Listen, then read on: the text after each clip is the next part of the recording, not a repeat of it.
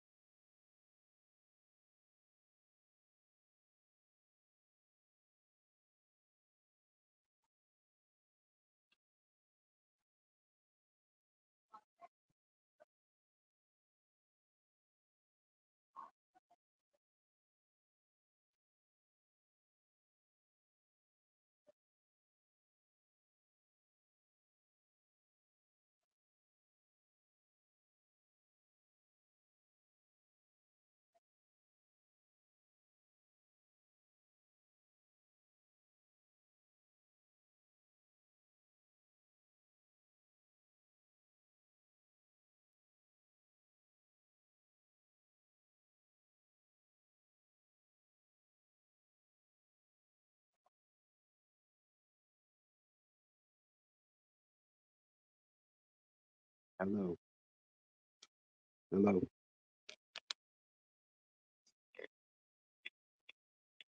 Hello.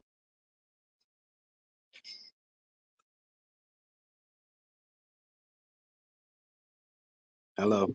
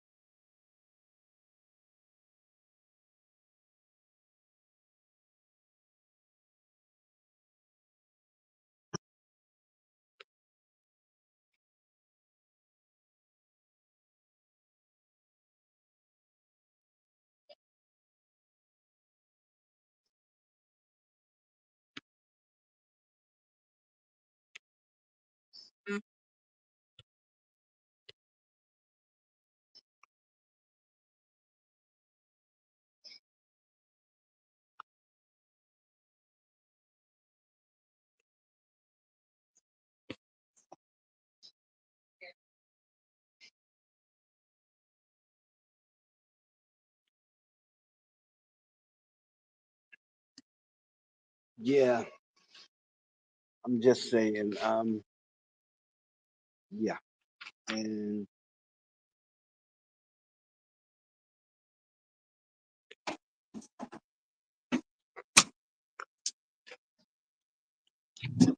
let me put a mic on first. 'Cause, yeah,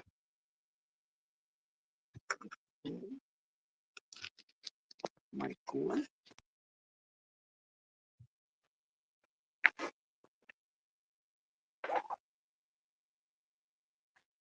Okay, young man,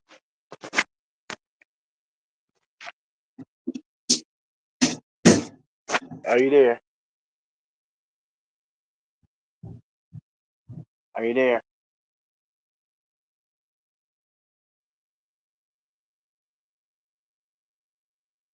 Hello.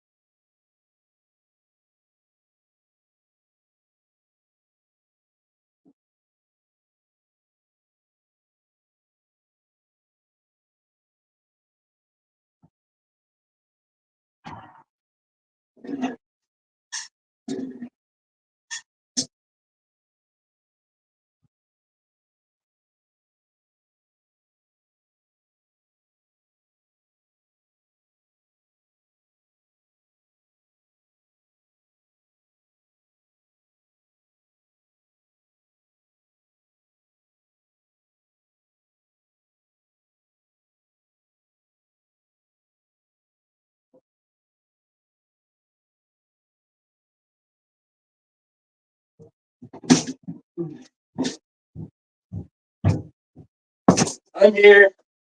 I'm here, right? So I was feeding my dog. Hey, everybody. Sorry about that. I was feeding my dogs. That's why I was quiet.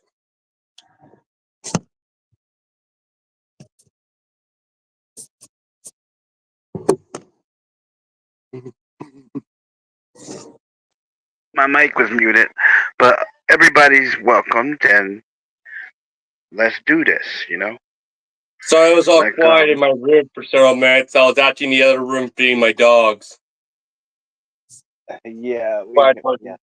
That's why I wasn't saying anything when I joined, because I had to go quickly feed my dogs real quick. That's true. So, Ray, what do you think of that Tasting History YouTube channel so far that I introduced you to? Yeah, it's pretty good. I was gonna recommend it to a lot of other people. Yeah, it's pretty cool. Like, it's cool learning about the history of food and stuff, and the fact that it's crazy how the fact that a lot of these historical foods we still eat today. What's going on? Like, Randy, do you know I was actually watching a tasting history video just now, and guess what it was about? What? It was about how at one time tomatoes were seen as poisonous. What? Yeah. Apparently, so at one point in history, tomatoes were seen as poisonous. You got. But it turns out it was just because people were eating off of plates and out of bowls that were all had lead in them. That were made using ingredients including lead. Like And of course, because of tomatoes, and because of the acids that come from tomatoes, the juices and stuff, it made the lead leak through. Yeah, because it made the lead leak through, so people would think that it was the tomato. It was actually the tomato. That the tomatoes were the problem. Yeah, but tomato juice is an acid, even though it's organic. It is an acid. Yes, so the tomato juice was actually making the lead that was already in the bowl in the material the bowls and plates were made of to leak through. Yeah, I know. And guess who actually got guess who made guess who got tomatoes to become popular in the US? Finally. Italian?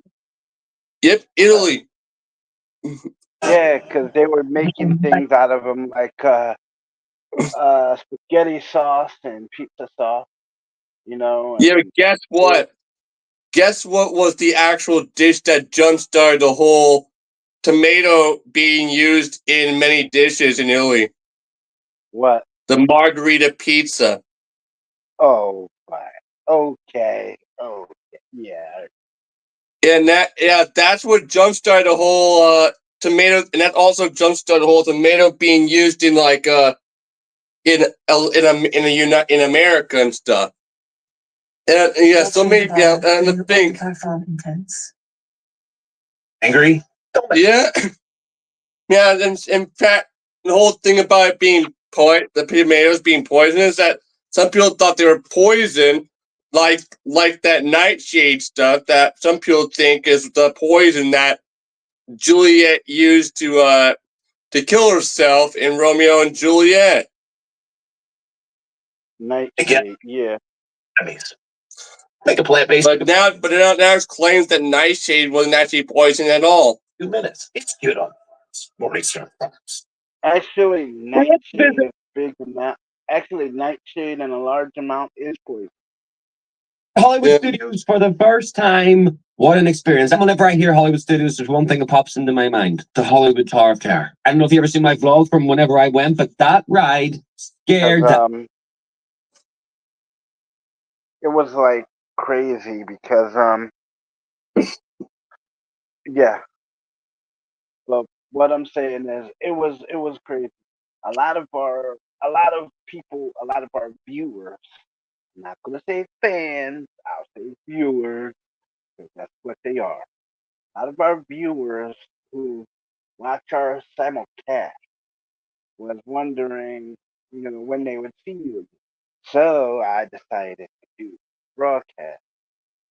Um, Yeah, remember everybody, like we said before, I won't always be available to join Randy's chat live stream. Because yeah, that once in a while he goes live while I happen to be at work. yeah, he's at work and I'm basically getting home. So Yeah, because remember Randy and I live in different time zones, people. different. Yeah, that's like Yeah, going. That's yeah. Not like I could just pop over next door. Hey man, can I borrow a cup of sugar? Yeah, sure. Come on. You know what I mean?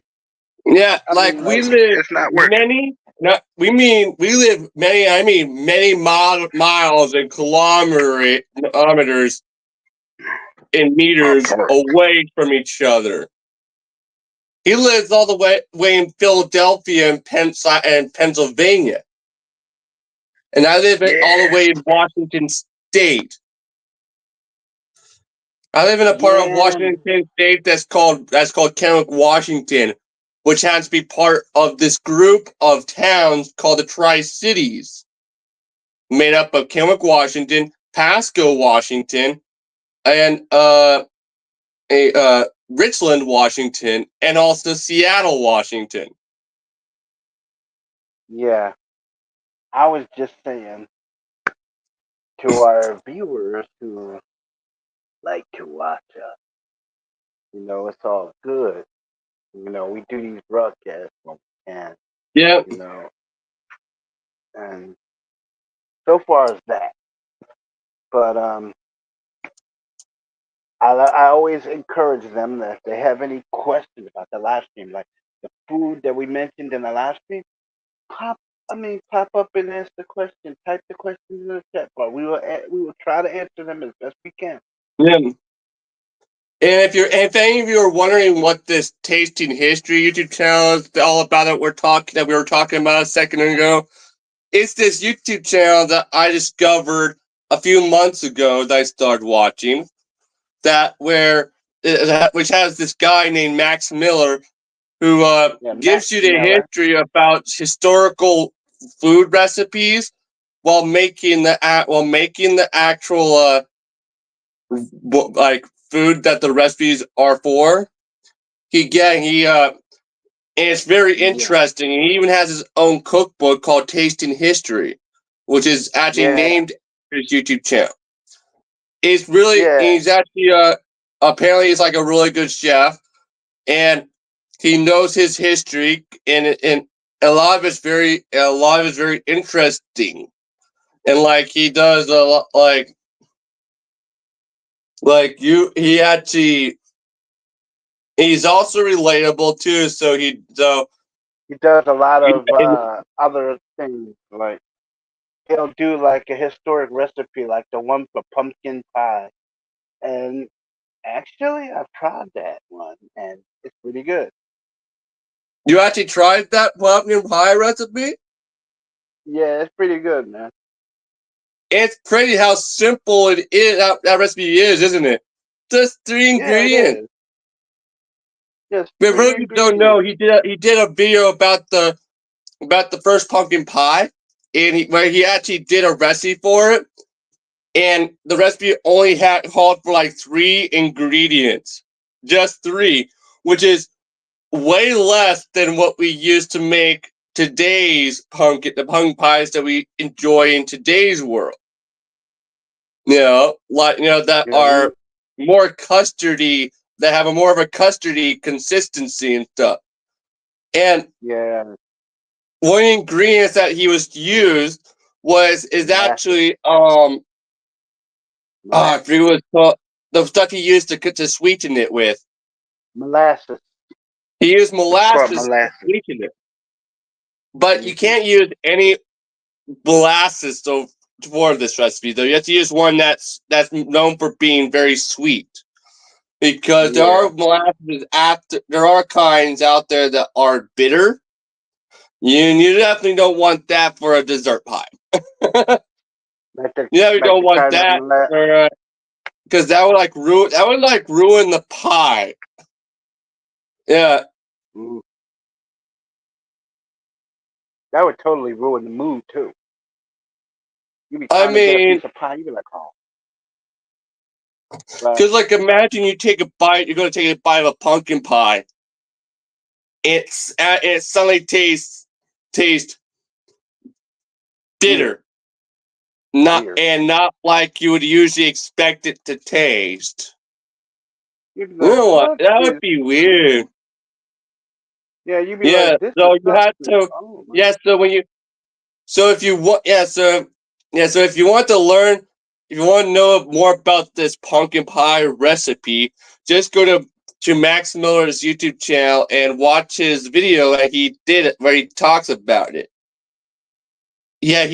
Yeah. He gives you all the history of each recipe that he does in each video. And you can even go to online and buy his cookbook, which has pretty much tons and tons of historical recipes in it. And what? Okay, I'll be right back. Looks like my dinner's ready. Including Anyway.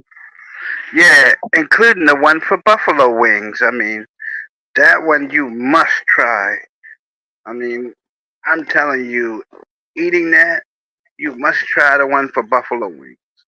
You would think you would think that it came from a restaurant, but you know, this guy, he knows his stuff about cooking and stuff. I mean, we watched his YouTube channel, and I had no idea that history can actually shape the way we eat things. You know, our diets and our dinners. You know, I was especially when he did those dishes from the first Thanksgiving. I mean, I never knew you could make a pumpkin pie with only 3 ingredients. I mean, that's something. I mean, and then right, when he made the buffalo wings, I'm telling you, and I didn't know buffalo wings got popular like that because actually, actually, buffalo wings didn't really take off. Didn't take off in up here. It took off mainly in the South. You know, it was a Southern thing. It was like soul food. And then it got popular and it came northward to us, and then we started eating it, and it was a good thing because hey, you never know. I'm just saying. And I was just saying. I mean, me myself personally, um, if I had to venture a guess, I would say that I would I would love to try his buffalo wings, and compare them to the ones that we make today. Because to be real, I never knew that they had like the really. I never knew that they had such colorful food back in the day. Back in the I'm back. back where the first All right. Thanksgiving Sorry, was and I'm stuff sorry like about that, that. everybody. Sorry about that, everybody. My I stepdad was mean, letting me know that that dinner was ready. I had to go get my I dinner, mean, manwich for dinner. Everybody, I and mean, yeah. So they they Ray. eat. I'm surprised that they actually tried that pumpkin pie recipe that he did. I am a cook, Colin. Yeah, but what were your thoughts on how on it? Like, how did it compare to like regular like pumpkin pies that you I usually mean, eat during the holidays? his pumpkin pie and the other pumpkin pie is, I mean, it's different from store bought because actually it has the store bought pumpkin pie has more ingredients to it, but when you taste them, they're not the same. I mean, it has sort of a sweeter, richer taste to it. You know? Yeah, that's the thing. And remember, Yeah. but this is a It has a historical it recipe has a too. sweeter and richer taste to it. Yeah, it does. It has a Yeah, sweeter and and richer taste to it.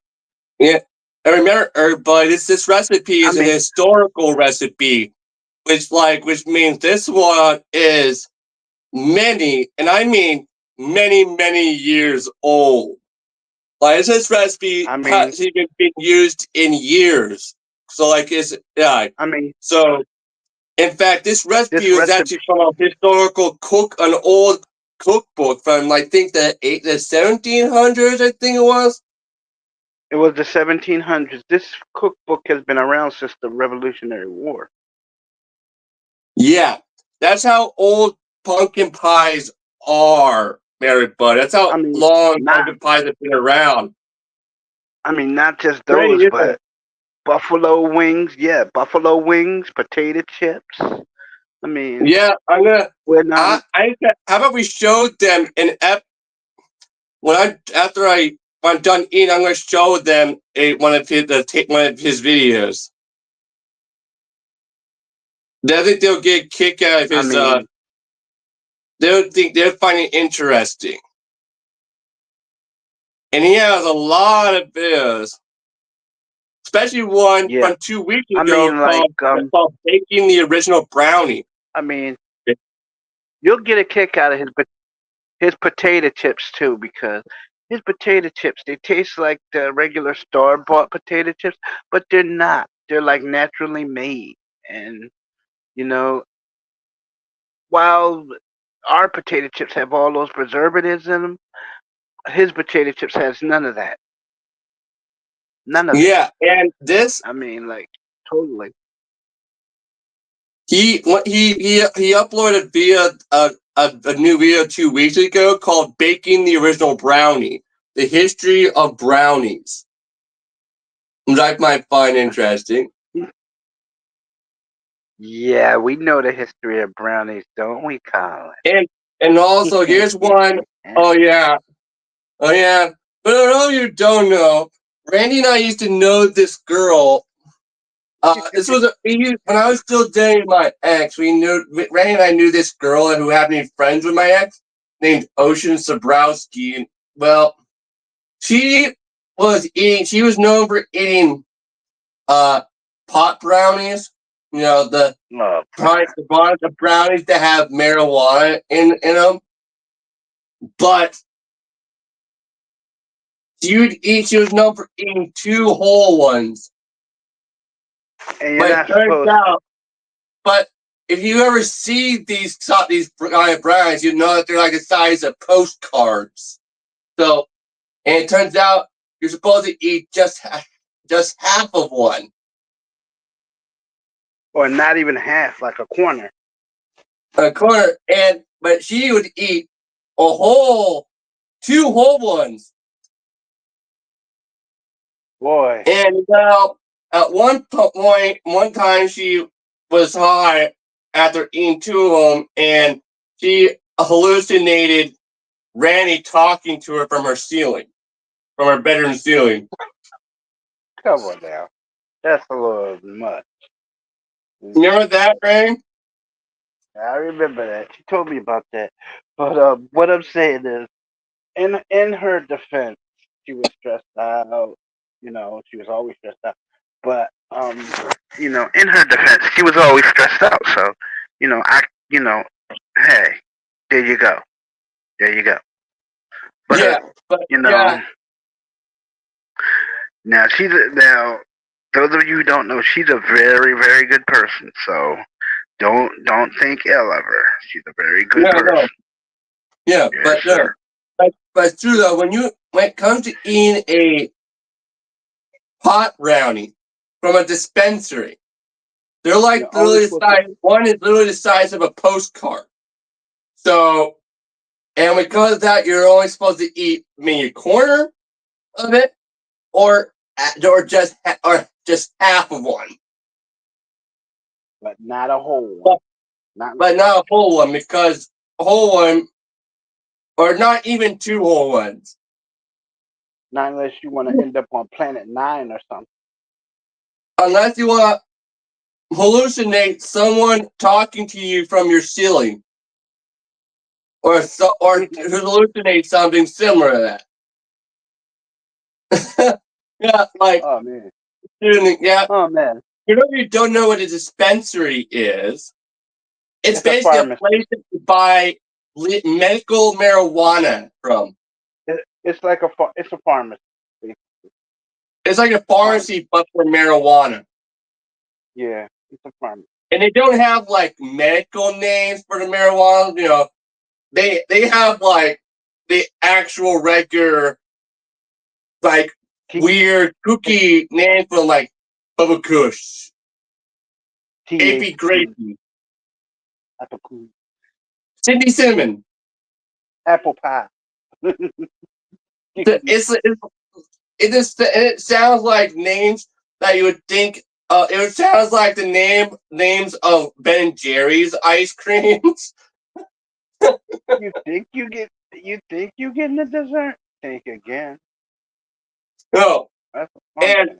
funny is, I used to. I have a friend named Noah Lowe, everybody. And he used to smoke marijuana because it helps him. It helps him with his autism. Yeah, he has autism like I do, everybody. But he stopped smoking marijuana a year or two ago.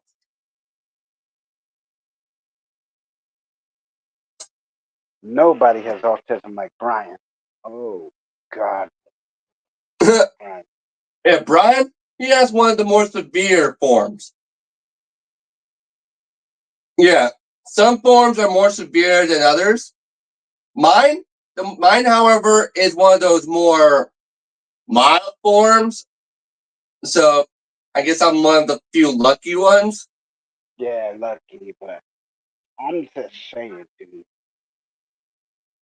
I ain't never had an experience like I had with this guy. Mm, oh my God.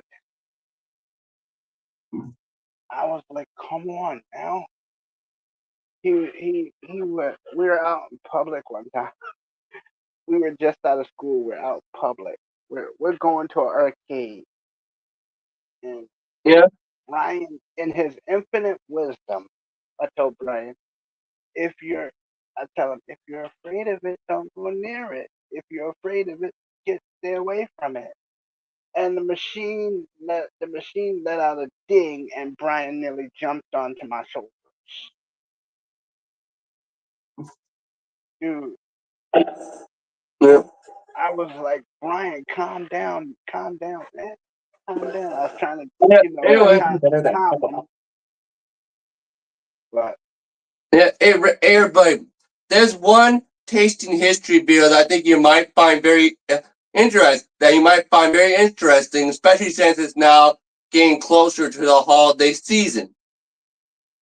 This video I'm talking about is actually on it's actually called 18th Century Spiced Hot Chocolate.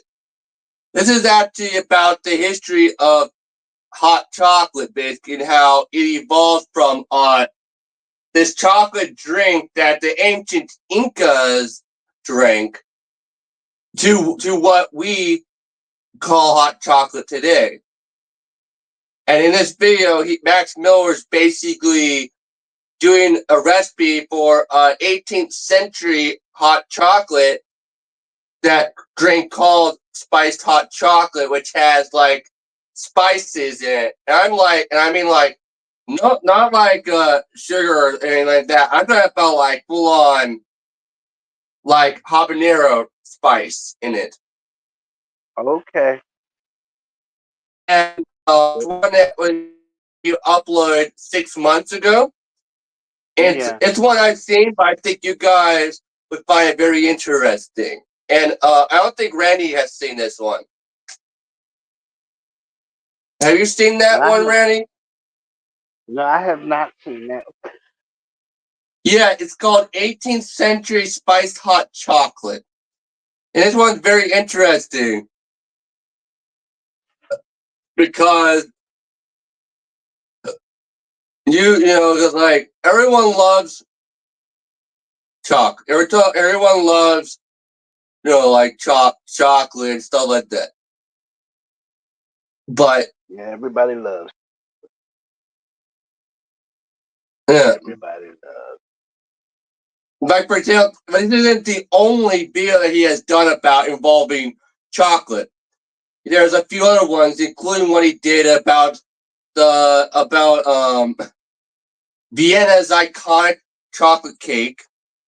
There's one he did called World War II chocolate chip cookies, which was actually the original, very first incarnation of what we call chocolate chip cookies today. Yeah, which was the better chocolate chip cookie.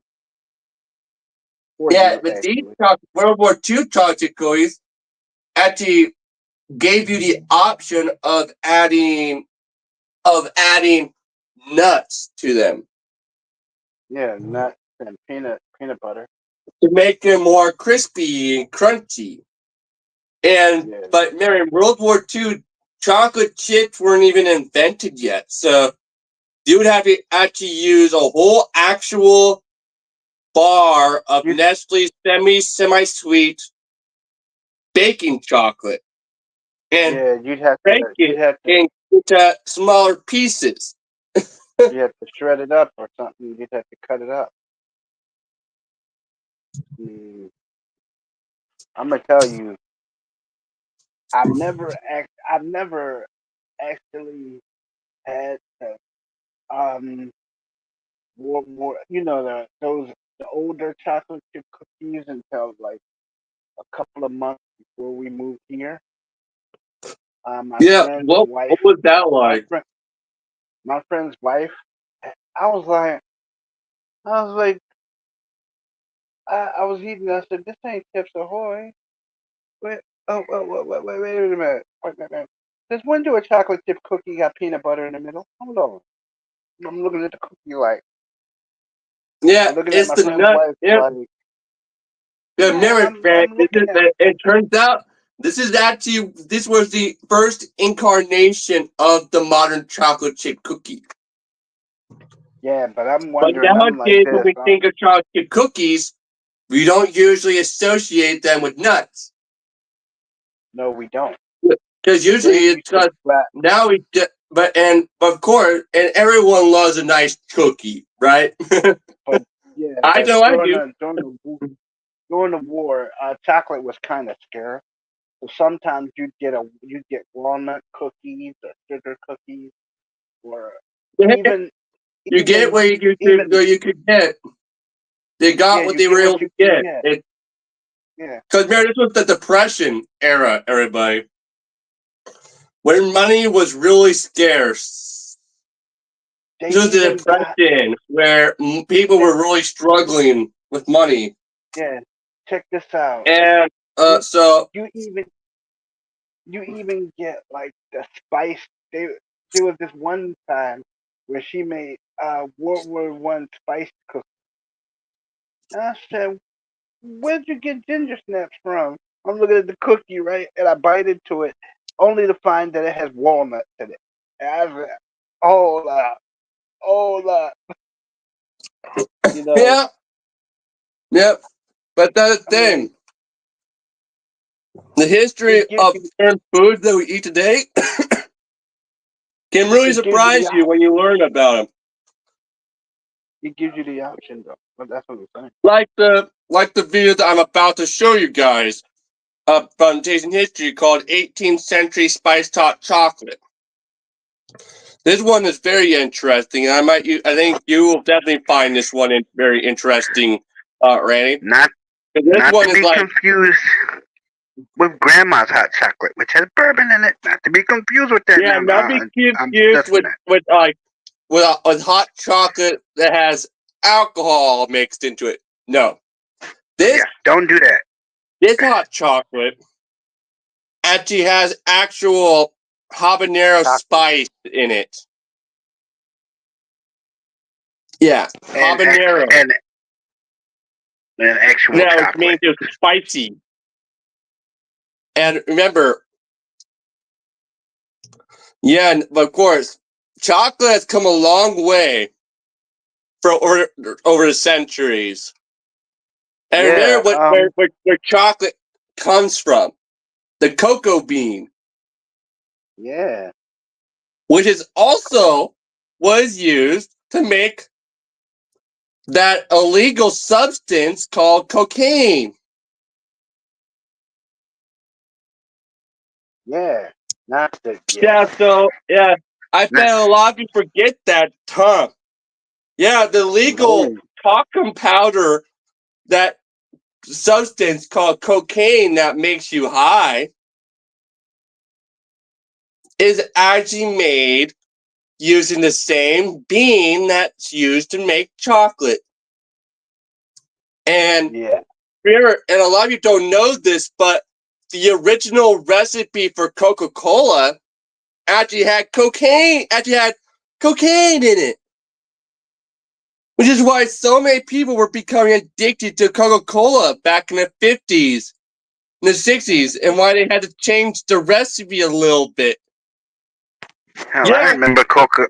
Remember when? I don't know if you remember this, but when I was younger, they didn't call it Coca Cola back then. They called it Royal Crown Cola, and people Brand, were like Royal really Crown addicted Cola to is it, a dude. separate brand. I mean, like, I knew this guy who couldn't function without a Coca Cola in his hand, dude.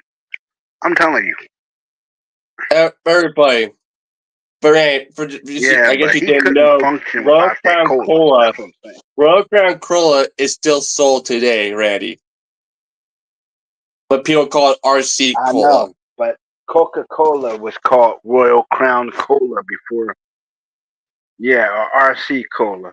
But what I'm saying is, it was called Royal Crown before it was Coca Cola.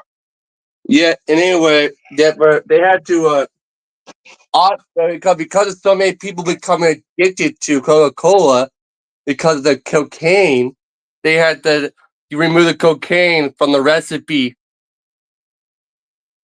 Which Yeah, means they had to do a recall on that stuff and get rid of it. A lot of yeah, it. and also one thing a lot of you probably don't know is that the Coca-Cola that's sold in Mexico, a lot of people actually call that Coca-Cola better. So a lot of people call it better than that's better than the Coca-Cola that we sell here in the United States. They probably make it with THCs. Probably because it turns out they don't here in the United States. We use high fructose corn syrup, but in Mexico they don't use that to make their Coca-Cola. They use actual sugar. Yeah, they use that. They use cane sugar, which is actually better. And in Louisiana, where I actually have family in the southern part of Louisiana, New Orleans, and in Louisiana, cane sugar is extremely popular. Yeah, Really popular. Do they still make candy out of it down there? They still make candy out of it down there, don't they? Yeah, like every soda that I saw, every time I walked into a grocery, when I was there in 2021, for I think it was 2 or 3.5 weeks I was there, and every time I walked into like a store, every single soda that the store sold was made with pure cane sugar. Most of the sodas up here, like those, the ones they call,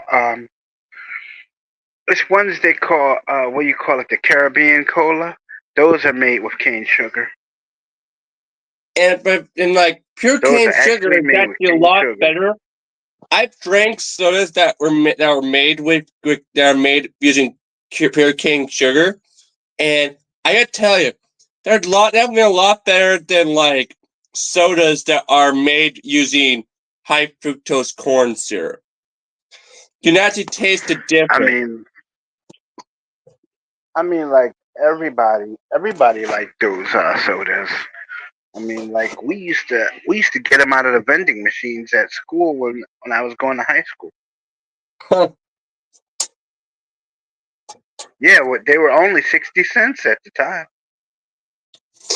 When I was in high school, Barack Obama was still the president. Oh, And, yeah, and, I keep forgetting how young you really are. and his wife, I mean, this was when his wife was having every high school and middle school in the United States like get rid of their vending machines that had like candy and stuff in them and replace them with vending machines full of healthier options. Yeah. Don't do that, people. Don't starve American children. Nah, Yeah, this was what. seriously. This was. Yeah, Michelle Obama did that. When I was in high school, met so many of our vending machines in my high school who had stuff like bananas in them, and apples, and I'm like, what? And I'd be thinking, what the hell is this? Because like because usually I'm when you like, see a vending machine, it's not full I'm of like, healthy stuff. I'm like, for real, for real. Like when you see, usually when you Just think of a vending machine, they're usually full of like stuff like chips, sandwiches or something. like chips, or candy, Sandwiches. or soda, You may get or an occasional fruit pie. yeah, Mm, or one of those or donut. Nestle, or like remember those Nestle brand lemonade lemon iced tea they used Yeah, to I get remember. from vending machines in the early 2000s. Yeah, I remember those. Uh Like huh. I remember drinking those. I remember getting those from vending machines when I was a kid. I was like, Yeah, because that's what I'm saying. growing up, I loved iced tea with lemon iced tea, and I still do to this day. And I also love iced tea with lemonade in it. The Arnold Palmer, which is iced tea with lemonade. Yeah. In fact, a lot of times when I buy myself an iced tea, when I'm at a store, or like one of those Arizona teas, or one of those peace teas, a lot of times I would choose the one that had iced tea with lemonade in it. Yeah. That was iced tea with lemonade. The Yeah, peace tea because version of that was called Caddyshack, but in yeah. the Arizona brand version, where that was always has a image of Arnold Palmer on it. Do you remember in high school when you used to be able to get sandwiches from vending machines? Remember Oh sandwiches yeah, and oh, dude. yeah. Some you can still do that. It's still like that too in some parts, like where I live. Yeah, you can get a sandwich, or you can. I mean, you can get a fruit pie from the cafeteria and a sandwich with a salad. You know. I remember when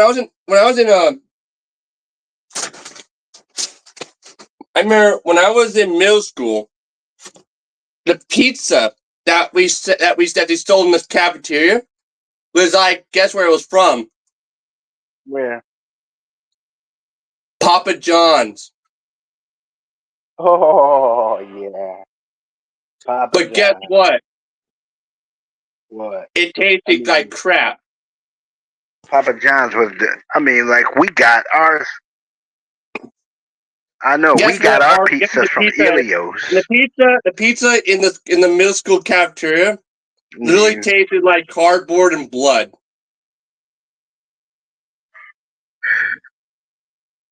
Yeah, I remember when I was in middle school.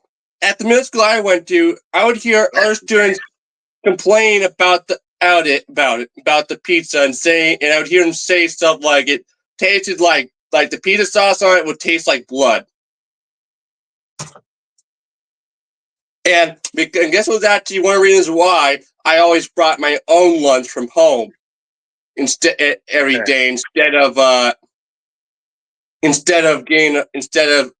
eating cafeteria food. I would always pack my own lunch.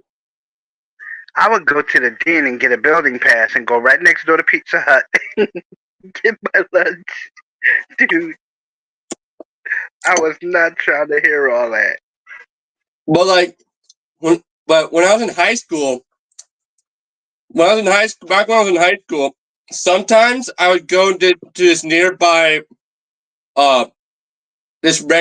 nearby restaurant for lunch called Taco John's. Wow. And I would get my lunch to go, and I would go back to school, and I would just eat my lunch in the hallway. Because it turns out my high school, we were actually allowed to eat our lunches on the floor in the hallways, Randy. Yeah, we were allowed to sit on the floor in a hallway and just eat our food. Yeah, we did. So I was just but every time I would go to every single time I would go to the Taco John's on a school day, it was always packed with other. There were always a huge ass line of people in there, made up of students from my school and middle school students from the middle school that I went to.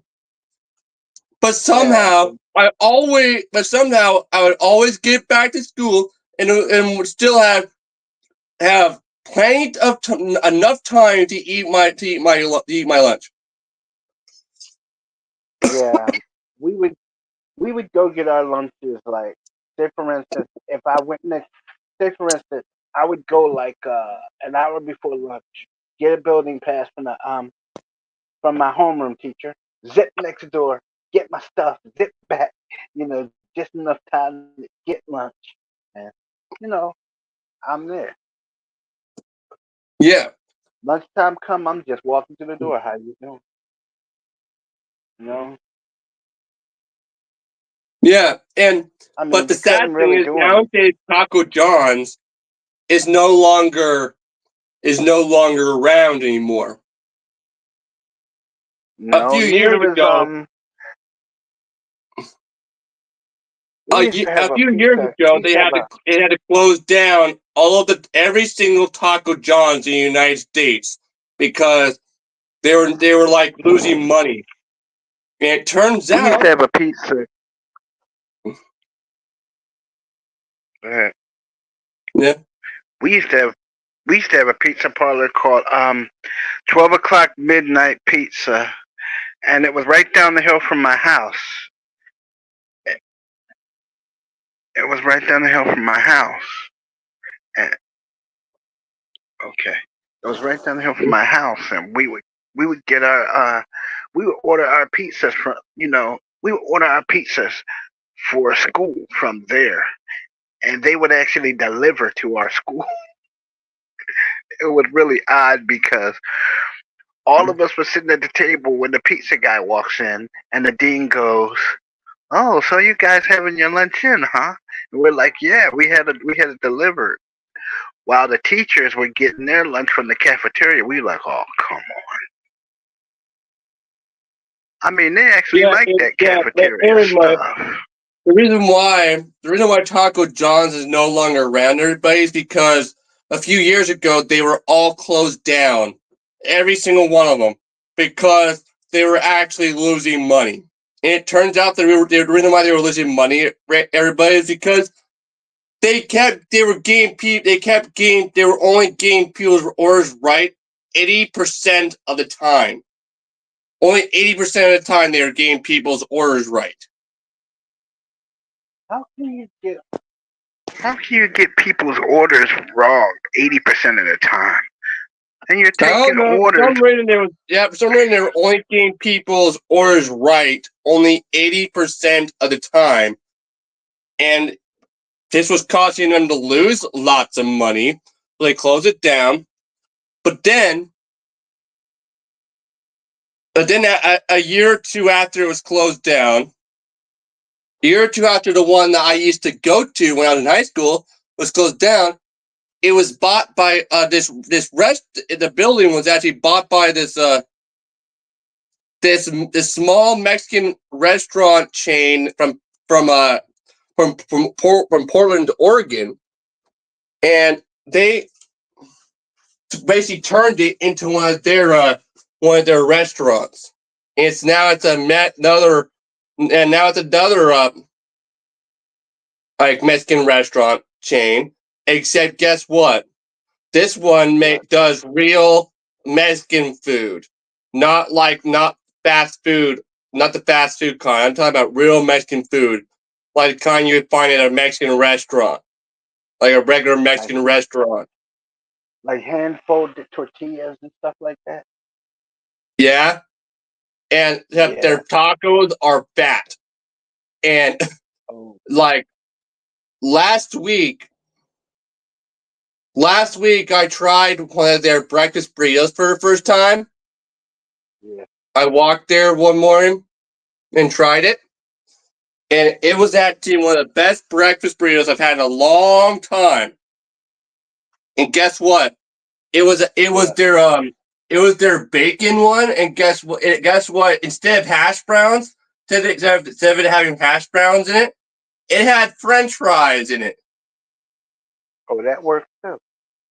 That works. Yeah, but guess what? But pretty much most of the employees there don't speak English. Oh. They only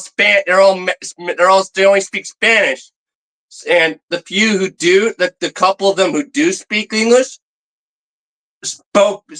only know like a few different things in American.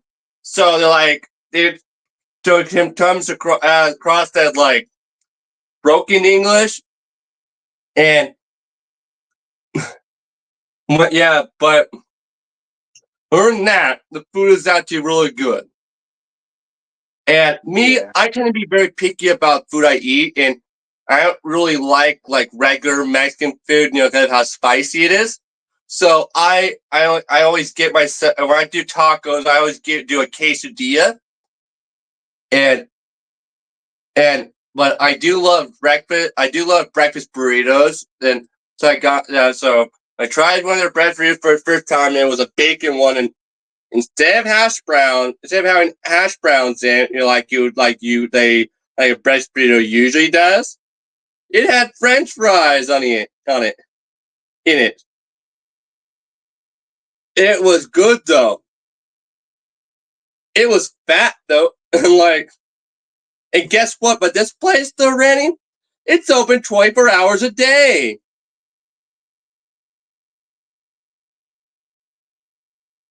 Still there, Ray? Hello? Randy? Yeah.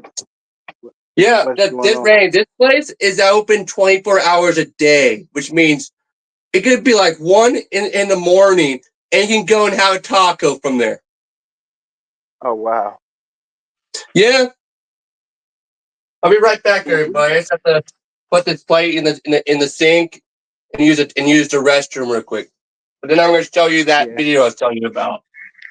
Yeah, when I was a kid, we used to order for 12 o'clock midnight pizza. And what we used to do, because pizzas back then, you can get like a large pizza for $6.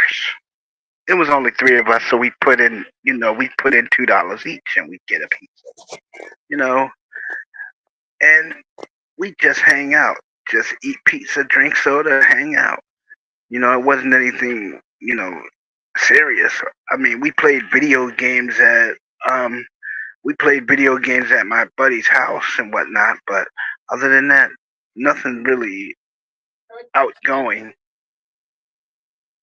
But I'm just gonna tell you.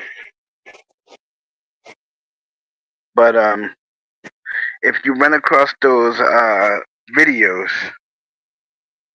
those cooking videos, I think you should give them a look see, and and try some of those recipes on your own. You may be surprised at what you like and what you like, because that pumpkin pie was it for me. You know, and I still want to try that. I still want to try that. I still want to try those cookies. Yeah, you can't get a better cookie than that.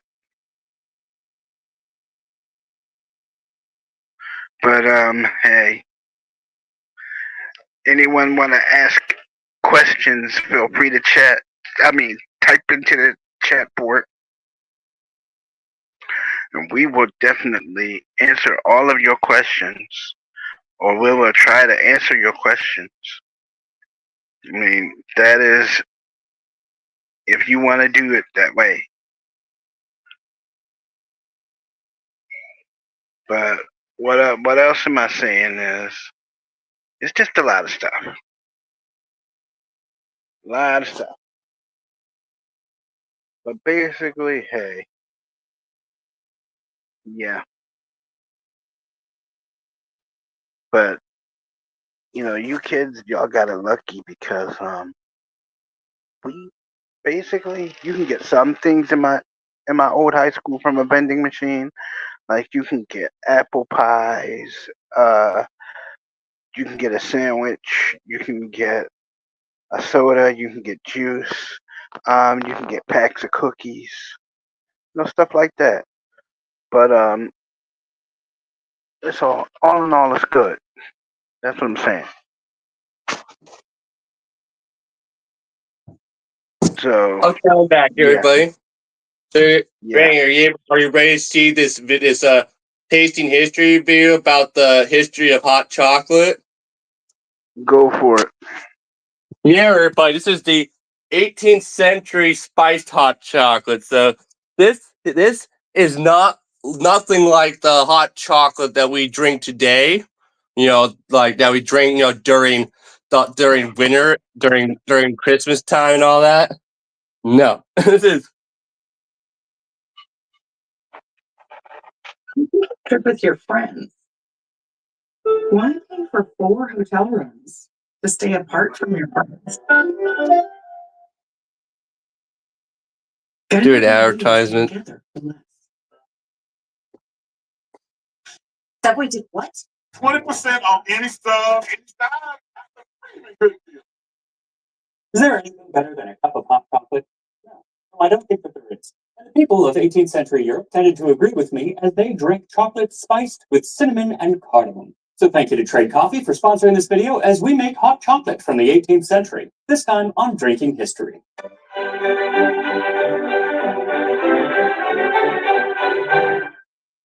So up until the 19th century, one of the most popular ways to have chocolate was to drink it. And I did a video on how it was served during the Aztec Empire, often with honey, chili peppers, and achiote to turn it red. And when you look at the early European recipes from the 16th and 17th century, they tend to drink it in much the same way. But by the 18th century, we start to see recipes that resemble something probably closer to our flavor palette today. In the 1747 cookbook, See I told you guys. The Aztecs, the ancient Aztecs and Incas would drink the chocolate with habanero and other spices in it. Interesting, huh, Randy? Yeah, very. Art of Cookery, made plain and easy, Hannah Glass includes 2 recipes for making chocolate. The first includes everything from long pepper and cinnamon to pistachios, nutmeg, orange blossom water, and rose water. And she also includes as much achiote as will make it the color of brick. And I would love to make that version, except that she includes 2 ingredients that are pretty hard to get your hands on. One is musk, and that comes from the glands of a musk deer and is typically used only in perfumes today. So I do think that they use it in some candies in Australia I've seen, but I can't get my hands on it. The other ingredient is ambergris, and this is produced in the digestive system of sperm whales. And even though you don't have to harm the whale to get it, it usually... Yeah, you can see how that would be kind of weird, isn't it? Or, what do you think of that, Randy?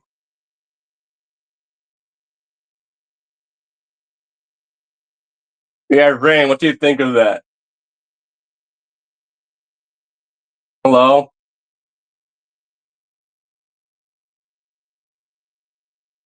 washes up on shores, it is absolutely illegal to possess or sell here in the United States. So I'm not making that. Luckily for me, Miss Glass does have a second recipe for making chocolate, and it uses a lot more legal ingredients, and frankly, this sounds delicious. She calls it another way to make chocolate. Take 6. But what do you think of those really odd ingredients that he was talking about there, Randy? Yeah, those are Like odd. musk and that stuff from that stuff that's from the digestive system of a whale. Oh my. Man, they used a lot of weird ingredients back then, didn't they? Pounds of the best Spanish nuts when parched and cleaned from the hulls. Take 3 pounds of sugar, 2 ounces of the best cinnamon, beaten and sifted very fine. To every 2 pounds of nuts, put in 3 good vanillas, or more or less as you please. To every pound of nuts, half a dram of cardamom seeds, very finely beaten and sifted. Sift was another word for sift that no longer is really in use, and usually it implied sifting through a very, very fine cloth. Also, I want to address something that I know will come up because whenever I post an image of an old document, people ask the question, why is it spelled fierce? And frankly, it really does look like an F. But that's actually something called a long S or medial S. And it's almost the same as an F, but it's missing half of the crossbar. Now, Randy, I'll tell you what this whole long S thing is all about. This was another form of an S that was common in the 18th century, Randy. It resembled an F, but it was missing part of the line that goes through the middle of it. But it's an S that's no longer in use, but it is referred to as a long S. Okay. And it would actually sometimes confuse people even back in the day when it was in common use. It would confuse people because some people would think that it was an F when it really was an S. Originated in Roman cursive and could be found throughout different handwritings and typefaces throughout Europe until the 19th and even 20th century. In English, it was pretty much abandoned in the early 19th century because you already had another way to write the letter S, and sometimes they would appear in the same word for no real reason. Also, it did sometimes confuse people even then with the letter F. I particularly like how Rob Words points out how it might confuse readers of Shakespeare's "Where the bee sucks, there suck I." Oh my. Now, while this recipe may seem simple, it's actually quite laborious. And so I'm going to start off with a much less labor-intensive drink that was also popular in the 18th century, and that is coffee, courtesy of today's sponsor, Trade. Yeah. Well, so what are your thoughts on that whole long S thing, Randy? Some things that shouldn't be done. I mean, that long S, it did confuse a lot of people when we were growing up. Long S. And remember, he did say that it originated from the ancient Roman, from ancient Rome. So, and the fact that it would even be used alongside the irregular S in words is also very confusing too. Not Trade is really, a because subscription service that allows you to experience coffee in a curated manner. Just And like I said, everybody, you can buy Max Miller's cookbook called Tasting History online, and it's actually shown right here. He always has it in the back, a copy of it in the background of his videos, and it's just chock full of historical recipes, just like this one. for you, and it arrives freshly roasted on your doorstep. Basically, you tell them how you like your coffee, how you drink it, what kind of flavors you enjoy, and how often you drink it. And then they work with over 55 local roasters to provide over 450 different roasts. And Trade subscription service allows you to provide feedback, so they're always getting more in tune with your tastes, so all the coffee you get is coffee you love. Recently, I received this medium roast, wonderfully named Hell Yeah. It has a wonderfully sweet and nutty flavor, which is exactly what I look for in a coffee. And not only does Trade always know the flavors that I like, but the quality of their coffee is top notch because they're working with local roasters who can really take time and put pride into their product. And right now, Trade is offering a free bag of coffee with select subscriptions when you use my link, drinktrade.com/MaxMiller. That is in the description. drinktrade.com/MaxMiller. I'm Max Miller, if you didn't know. Now, while a cup of coffee will take you just a few minutes to make, the chocolate, yeah, not so much. Now, her recipe calls for a lot of chocolate being made, so I'm going to cut it down quite a bit, but it's still going to make a fair amount of chocolate. You'll need 2/3 of a cup or 135 grams of fine sugar. Now, the sugar would have been white refined sugar, but it would have come in a cone like this. And they're really, really hard. So then you would have to use these sugar nips to nip off some of the sugar and then kind of beat it until it basically becomes granulated sugar. I got these from Townsend's online. I'll put a link in the description. They have so many cool things. They also sell cones of sugar, though I actually got this one in Morocco. They still, like in the grocery stores there, have cones of sugar, and they're really, really inexpensive, whereas here they are kind of pricey. Just getting accustomed to people when I was coming over, they were like, why are you bringing all this sugar? Then 2 teaspoons of ground cinnamon, a half teaspoon of... What are your thoughts on that? A cone of sugar. wow. That was what it was like with sugar in the 18th century, everybody. Is it wasn't like how it is now, where you can just buy pretty much a bag of already powdered sugar. of sugar that's already powder. You would actually have to make it into powder yourself. cardamom, and a half vanilla bean or 1 teaspoon of vanilla extract. And since she says you can use more or less, you can just use the whole vanilla bean because they don't last once you cut them. Or you can take the other half and put it in your oven at like 300 degrees Fahrenheit for a little while. It makes the whole house smell so good, but it does ruin the vanilla bean. Finally, you'll need a little less than a cup or 200 grams of pure cacao. Now, chocolate was delivered to people in a few different ways in the 18th century. One was it would come in a block that you would basically fizzle the chocolate from. But she calls for Spanish nuts when parched. For those of you who don't know what cacao, cacao is actually chocolate. Cacao is another word for chocolate, but it's one that's hardly ever used.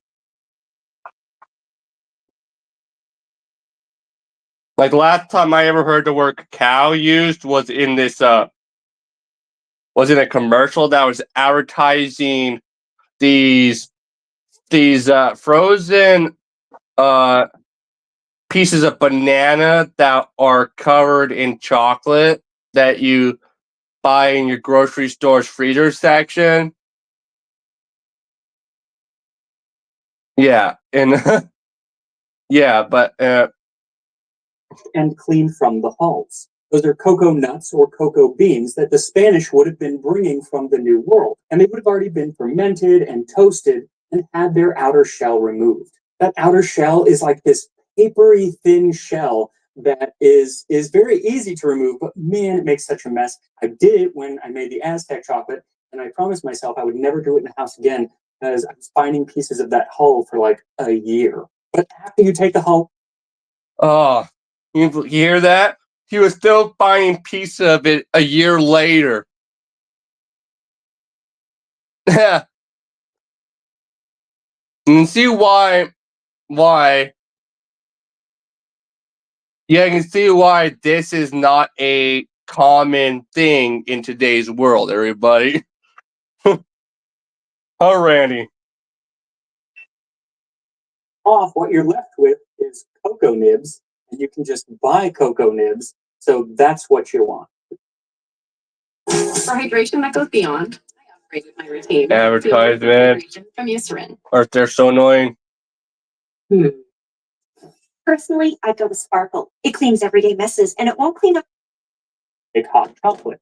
They have to be processed in a way, and it is laborious. You can just put some in a mortar and begin to pound and grind them, but even after 20 minutes of grinding, I had not yet turned it really into what it needs to be, and I had a lot more cocoa nibs to go. So, might I suggest using a blender? So add the sugar and the spices to a bowl and then whisk in the cocoa nibs and then put all of that into a blender. Then start blending. What is happening is not only are you crushing up the cocoa nibs, but as it heats up, it starts to melt the cocoa butter. And eventually it becomes like a liquid or a paste. They would actually call it cocoa liquor. And you can do this by hand. People used to do it by hand all the time. I'm sure some people still do. I'll tell you, it's hard. It takes a long, long time. I've done it before. It's just not worth it. It's just not worth it. Use a blender. Even with the blender, I had to give it some breaks because my blender was overheating. It took about 15 or 20 minutes with a blender. But after a while, it Wow. Yeah, imagine doing that by hand, Randy. Yeah. Imagine how tiring that would make you, huh, Randy, doing that by hand. Well, like, into a fine yeah. paste, and that is the paste that you're going to use to make your chocolate. Now, if you're ready to drink some hot chocolate right now, you can just take that, No. put it into milk or water or wine. Yeah, you heard that right, everybody. Some people would even put it in wine. Yeah. Imagine that. What do you think about that, Randy? Chocolate in wine.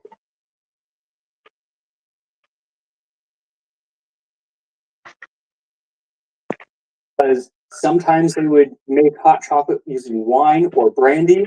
Milk and water, though, do seem to be the more common ways of making it back then. But if you don't want to drink it all right then, because this is enough to make about a quart or so of hot chocolate, then you just let it sit and it will start to harden up. And eventually it will become rock hard. And that's what many people would have been buying and chipping off. They would have purchased it this point in the process. So I let mine harden up overnight, and then the next day I chipped away at it. I should have made it into some smaller pieces. It doesn't really matter, but they'll melt better if they're smaller pieces. And then I warmed up 2 cups of milk in a saucepan. Once the milk was simmering, I took it off the heat and added in the chocolate and began to whisk vigorously. Now, not only do you want to let it melt in, but you want to create a little bit of a froth to this chocolate. So you could use a molinillo, which is a tool that was and still is often used in Mexico. Some old chocolate pots actually had a little frother built in. And that's what I thought I was getting when I ordered an antique chocolate pot. Unfortunately, it does not have the frother, it's just a lid. And it seems that after 250 years, the inside was so corroded, I didn't want to be putting any chocolate that I was going to drink it anyway, so it's a problem. But however you want to froth your chocolate. So what are your thoughts on that, Randy? People making hot chocolate using wine or brandy. No, thank you. Imagine that. I wonder No, what thank that would even taste like. Yeah, no. That would be definitely interesting. Huh?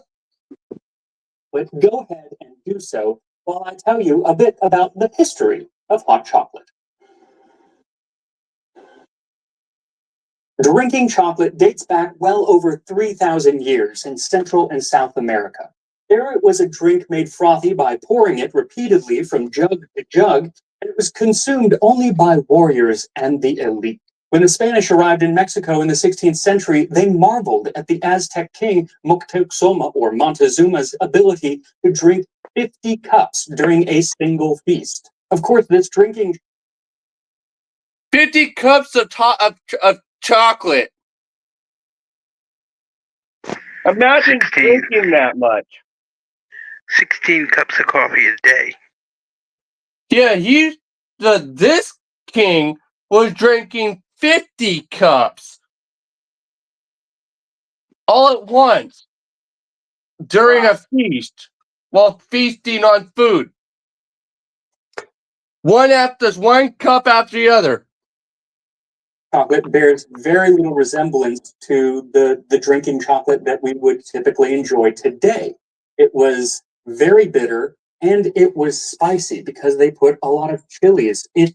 Yeah, the reason why it was very bitter, everybody, is because they didn't know about sweetening it yet. That wasn't known. That wasn't a thing yet. Yeah. So, like sugar wasn't. They didn't know about sugar yet.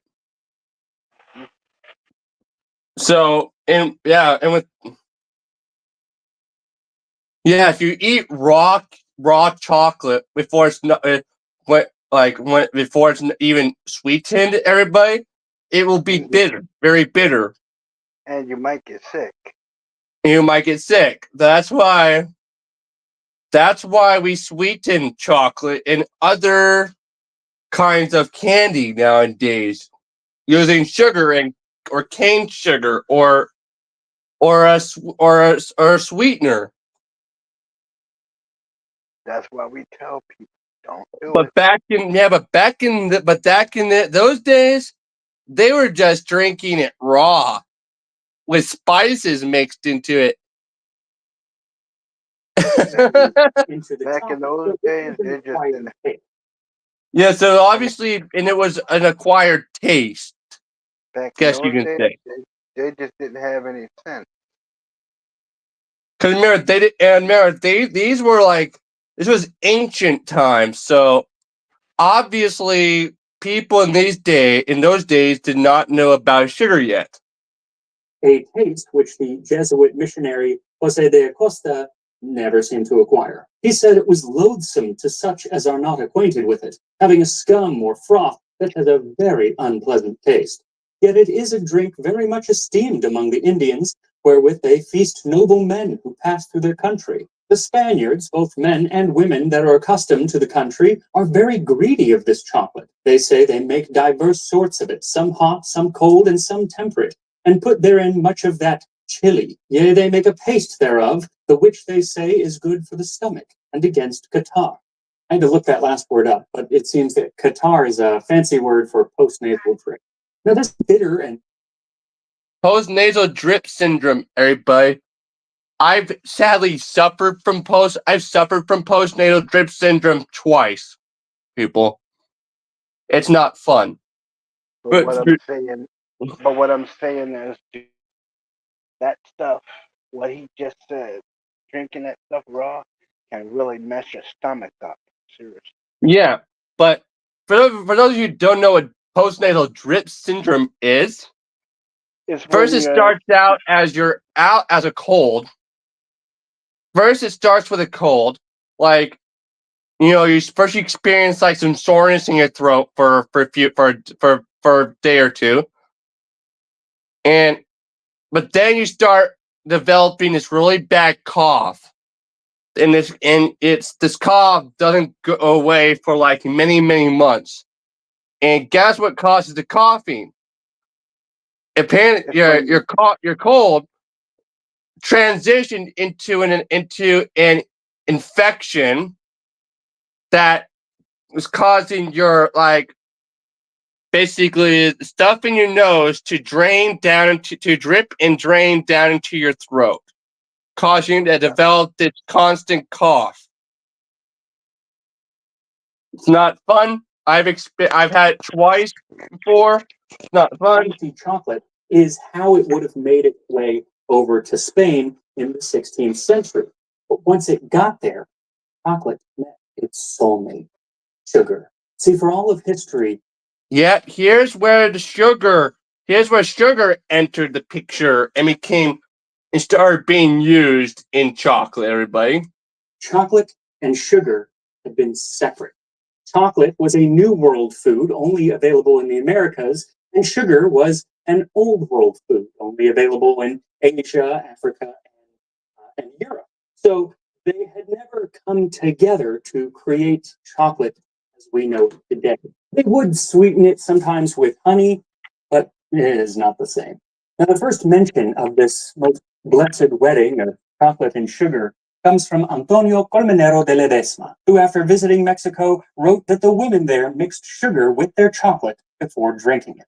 He's also the first person to write down a recipe that included sugar. So he also included things like hazelnuts and cinnamon and red chili peppers and rose water, and then, of course, annatto or achiote, which was red. And that is how they drank it in and around Spain for the next couple. I know some of you are probably asking yourself, what the hell is rose water? Don't even ask me. Rose water. I know when I first watched this video a few months ago, even I was like, what the heck is rose water? And when this drinking chocolate first arrived in Europe, it was, as it was among the Aztecs, a prized commodity, very, very expensive, and only consumed by the very, very elite. The Spanish aristocracy loved the stuff, and it's said that during one wedding with another ruler from another country, chocolate was part of the wedding dowry. I think that. And with all the intermarried, Of course, everyone loves chocolate nowadays, unless someone, except sadly, there are people out there who are allergic to chocolate. Sadly, Yeah. but hey, that's life. Yeah, But I'm not one of them. So hey. neither am I. I'm not one of them either. I love chocolate, especially chocolate cake, or even chocolate mousse cake. Yeah, chocolate mousse. That's good. That's good. Or chocolate nougat. Yeah. They or chocolate cupcakes. Yum. Or also chocolate chip cookies, like we were talking about a little bit ago. Yeah. What I don't. What I can't. What. No. What I can't. What I can't. What I can't understand is what makes the chocolate chip cookie today better than the chocolate chip cookie they used to make. Maybe it's the invention of chocolate chips. Maybe. Yeah, probably. Who knows? But then you had the choice of putting nuts in the cookies, or walnuts or peanuts. You had the choice of putting peanut butter in the cookies. Hey, to me, it was Yeah. a thing. Hey, that was World War II. Times were that was a different time. But hey, cookies have come a long way. Of course, you can't go wrong with a tasty cookie. Nope, It was you can't really was go an wrong with cookie, especially it was an cookie dough. yeah. Like me myself, I've eaten cookie dough before. It's good, but everybody remember though, everybody, eating a ton of cookie dough all at once is not good because of salmonella. Because of salmonella. That's why they say if you're gonna risk and eat some cookie dough, raw cookie dough, only eat a small amount of it. Yeah. We're just doing Because everyone knows it's raw, so obviously it could cause salmonella if you eat too much of it at one time. From different countries and chocolate coming with the bride or groom, it really became popular in many parts of Western.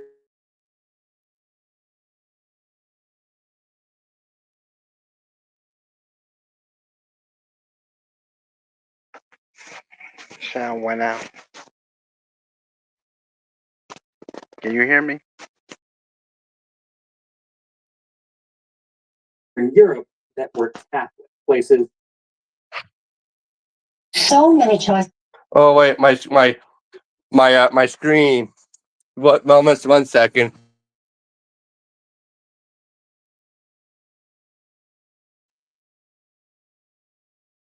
There we go. Sorry about that. The Wi-Fi. I almost lost the Wi-Fi connection for a second. Signal. Yeah. Yeah, that happens once. That happens sometimes when it comes to Wi-Fi. On Booking.com, there are so many Tina Feys I could be.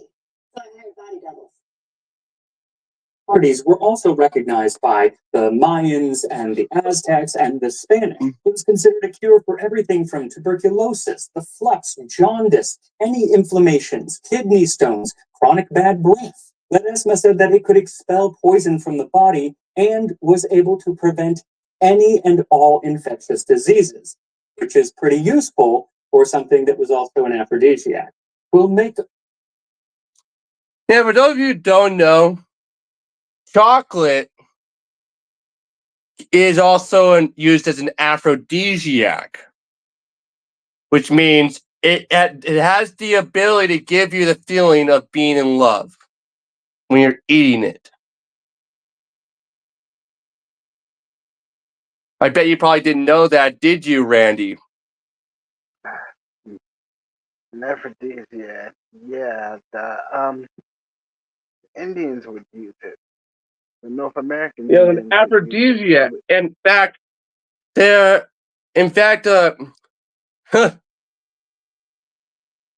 Depp actually once starred in a movie about chocolate, and that was actually a romantic movie about making chocolate.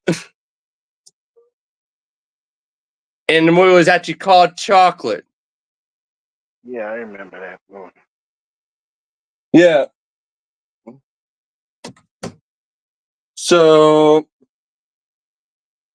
yeah, it's quite interesting. So chocolate isn't just candy. Isn't just candy, people. It's also an aphrodisiac, which means romantic stuff. Old women, young and fresh, create new motions of the flesh, and cause them to long for you know what, if they but taste of chocolate. Essentially, chocolate was a promise of all good things in this world. Chocolate is a divine, celestial drink, the sweat of the stars, the vital seed, divine nectar, the drink of the gods, panacea, and universal medicine. In England, everyone wanted to try this new wonder tonic. And so in 1657, the first chocolate house opened in London. In Bishopsgate Street, in Queen's Head Alley, at a Frenchman's house, is an excellent West India drink called chocolate, to be sold where you may have it ready at any time and also unmade at reasonable rates. And a few years later, the great diarist Samuel Pepys wrote of its salutary effects, especially its ability to cure a bad hangover. The April 23rd, 1661, was the coronation of King Charles II, and this was, of course, followed by lots of parties and drinking copious libations. So Pepys's diary the next day said 24 April 1661. Waked in the morning with my head in a sad taking through the last night's drink, which I am very sorry for. So rose and went out with Mr. Creed to drink our morning draught, which he did give me in chocolate to settle my stomach. Ironically, it was that same king, Charles II, who a few years later in 1675 decided to close down all of the chocolate and coffee houses of London because he thought that they were hotbeds of sedition. But the chocolate drinkers of London were outraged, and Charles had learned from his father, Charles I, that outraging the citizens was not good. So he quickly rescinded the order just a few days after making it. Yeah, you see why a lot of people would be angry about that, huh, Randy? Yeah. Especially in those days.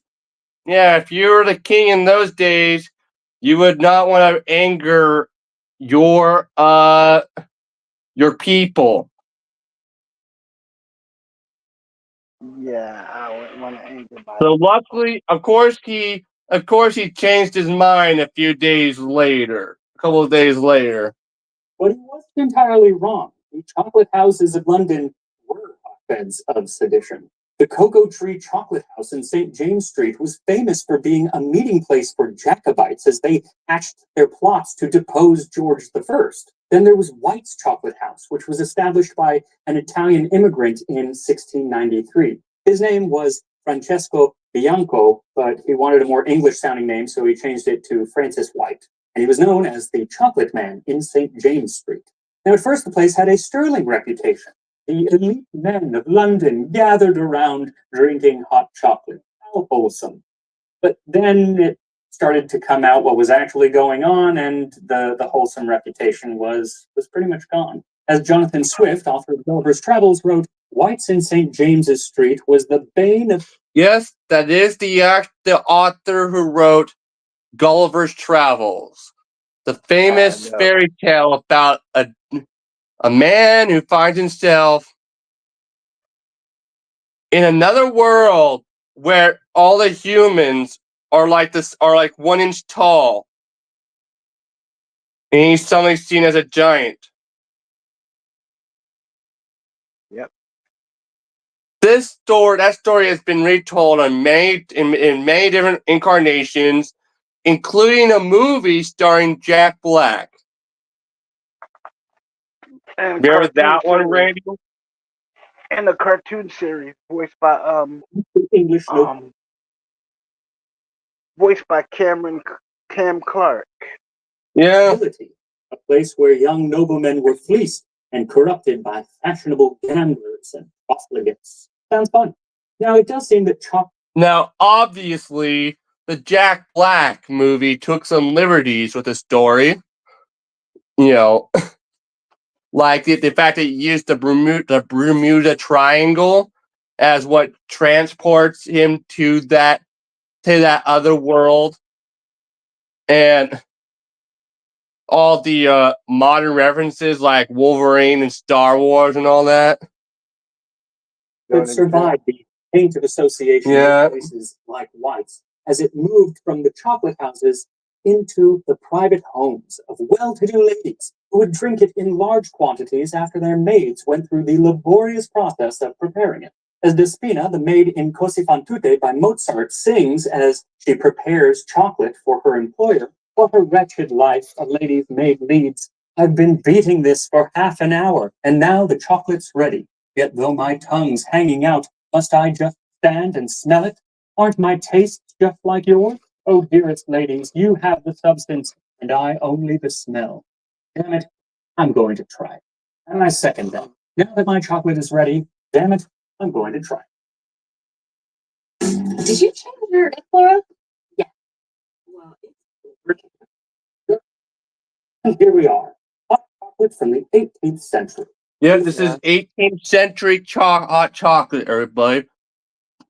But spiced. But it's a spiced hot chocolate. Very different from the hot chocolate that all of us enjoy today during the holiday season. Yeah, and isn't that crazy how far chocolate has come? Now you know how it originated, where it originated from. First thing, Randy,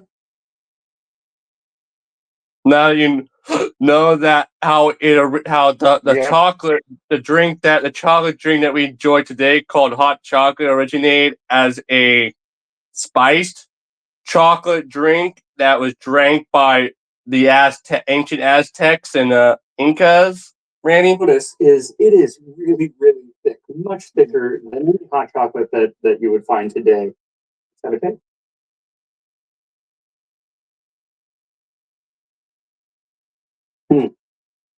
Definitely thick. Also, Well, no wonder they love the super hot rich chocolate so much. in the best possible way. It's like if you melted down a candy bar and then drank it. It's fantastic. I think that a cup this size is probably going to be all that one can handle. Not only do you have that really dark chocolate, it's not super sweet. It's got the sugar in it, but it's not super sweet. Really dark chocolate, but then those spices are just jumping out at you. The cinnamon especially, but you get the cardamom, you get that silkiness from the vanilla. That's really, really good. What is interesting is that, and this is on me, there are still some gritty pieces in there because getting the cacao nibs completely smooth is darn near impossible without like real machines that do that. But I don't care. Absolutely delicious. Now I think if you use like powdered cocoa, it's going to have the same flavor profile. It's going to really be the texture that's very different, but it's a lot easier. So if you just want to do that or melt down some pure chocolate and use that, go right in. interesting, huh, Randy? Yeah, you would think. So There everybody, you go. that was that was Tasting History with Max Miller's video called 18th Century Spiced Hot Chocolate. And remember, this is not. So now you know that this hot chocolate is completely different from any hot chocolate that you've probably had in your life. Yeah. So it has Well, different spices in it, like cinnamon. And we all know how cinnamon can also tend to be spicy too. but Because because it's used because there's things like little cinnamon balls that are used for like for gingerbread man and stuff like that. And man, if you eat one of those, it's big and do this.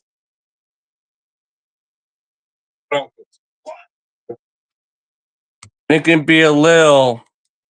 It can be a little hot. I remember. I remember when I was younger, we used to get the gingerbread men for like a quarter from the store, and they were pretty big gingerbread men. Yeah, we used to get Yeah, them from the store. so I strongly recommend that you all check out Tasting History with Max Miller, because who knows, some of you might be interested in actually trying out one of these historical recipes in one of his videos. I mean, Randy went and did it in the form of making that His pumpkin pumpkin pie. His pumpkin pie was pretty good.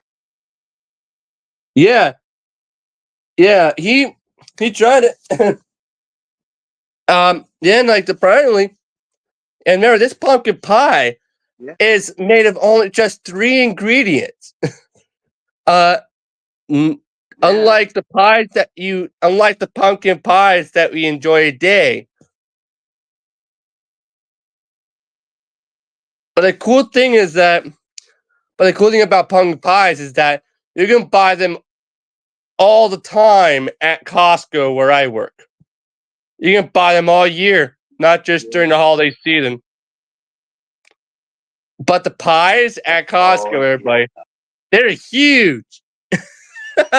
They're like big because everything's in bulk, but they're delicious. But their pies are top notch. Their pie. Everything in their bakery is just delicious. Yeah, like you can't really go wrong with the cookies or the cupcakes, the muffins, or any of it, or or the pies. No, they even do cheesecake. They even do cheesecakes, people, and it's all delicious.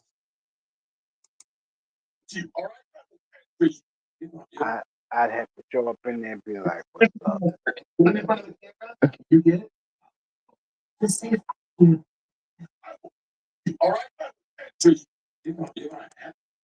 Hey, Ray. Yo, So, what's going on? what was your favorite thing about trying that pumpkin pie recipe? Well, it was new, and you know, it was new, and I liked it. It was just a good tasting pie. And it's also a historic recipe too. It's extremely old. I mean, Not, and I mean old, everybody. This recipe is like from the 1700s, people. mm, Yeah, it's that old. And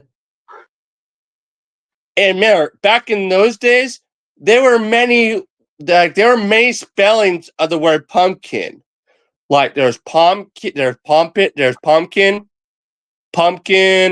there's pumpkin, and like, but also, Pom POMPKINOKES.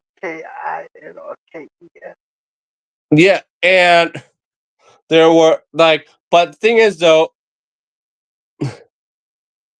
pumpkins weren't the only vegetables called pumpkins though in the 1700s. People, they were called other vegetables pumpkins too, Squashes. like squash and zucchini, Ooh, because they all looked very extremely similar. and don't forget the cantaloupe. They called that a pumpkin for a while. Yeah, Straight. yeah, but until they all figured out and realized what actually was a pumpkin and what was not. Like, I know. but man, pumpkin pies are delicious. They really are. Aren't Yeah, I mean, I never get tired of eating pumpkin pie during the holiday season. I never do. It's just a Yeah, slice of pumpkin pie with some whipped cream on it, slice of or pumpkin cool it. pie, some whipped That's cream, right. some vanilla ice cream with a cup of coffee. You can't go wrong. You can't go wrong. Yeah. Mhm. Or, and of course, there's everyone's other favorite pie, pecan pie. But to Oh, be yeah. honest, I'm not really a fan of pecan pie that much, though. What? I not Oh, oh, I tried it. oh, I kind of forgot. He's from another planet, folks. He don't really know, huh? Yeah, he's still getting his green card. No, Hey, later. no, I But tried pecan pie and I don't before, and I don't like it very much. I know I it's actually an like a acquired pumpkin taste. pie a lot more. It's an acquired taste. I like that It, one and the sweet potato. yeah, sweet potato pie. I think that's another good one. Sweet Yeah, potato pie does oddly resemble pumpkin pie, though. It looks but so much alike, though. yeah, but it's not a pumpkin though, because when you bite into it, you instantly know. Yeah, they look so much alike, but you can tell a difference once you bite into it, though. Once you Because bite you into a slice instantly of know. it, though. Like, You instantly know what it was. It's really funny.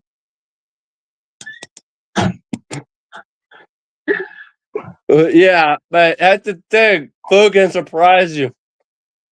But I hey, know. I'm looking forward to the holiday season. How about you, Randy? You and I both, my young friend. Chris, like Halloween, like, and of course in October I'm going on my little vacation, my little week long trip to Leavenworth. It's October, so I'll be Oh there man, for a week. you going back to prison? Can I come too? No, no, I'm just messing with you. I'm just messing with you. If you But don't remember, Ray, I've told you about Leavenworth before, and I even sent you pictures of it before. yeah, it was. Yeah, it looks like an old German town. Yeah, they make it look like an old Bavarian village. Even Yeah, every single building there looks like an old German building on the outside, including their fast food restaurants. They're like their McDonald's and their Subway. Ray, I'm you know, I want. serious. You're not allowed to film in Target. Yeah, I know that. You have to. It's true though. You had to have permission from other You customers in the store. have to.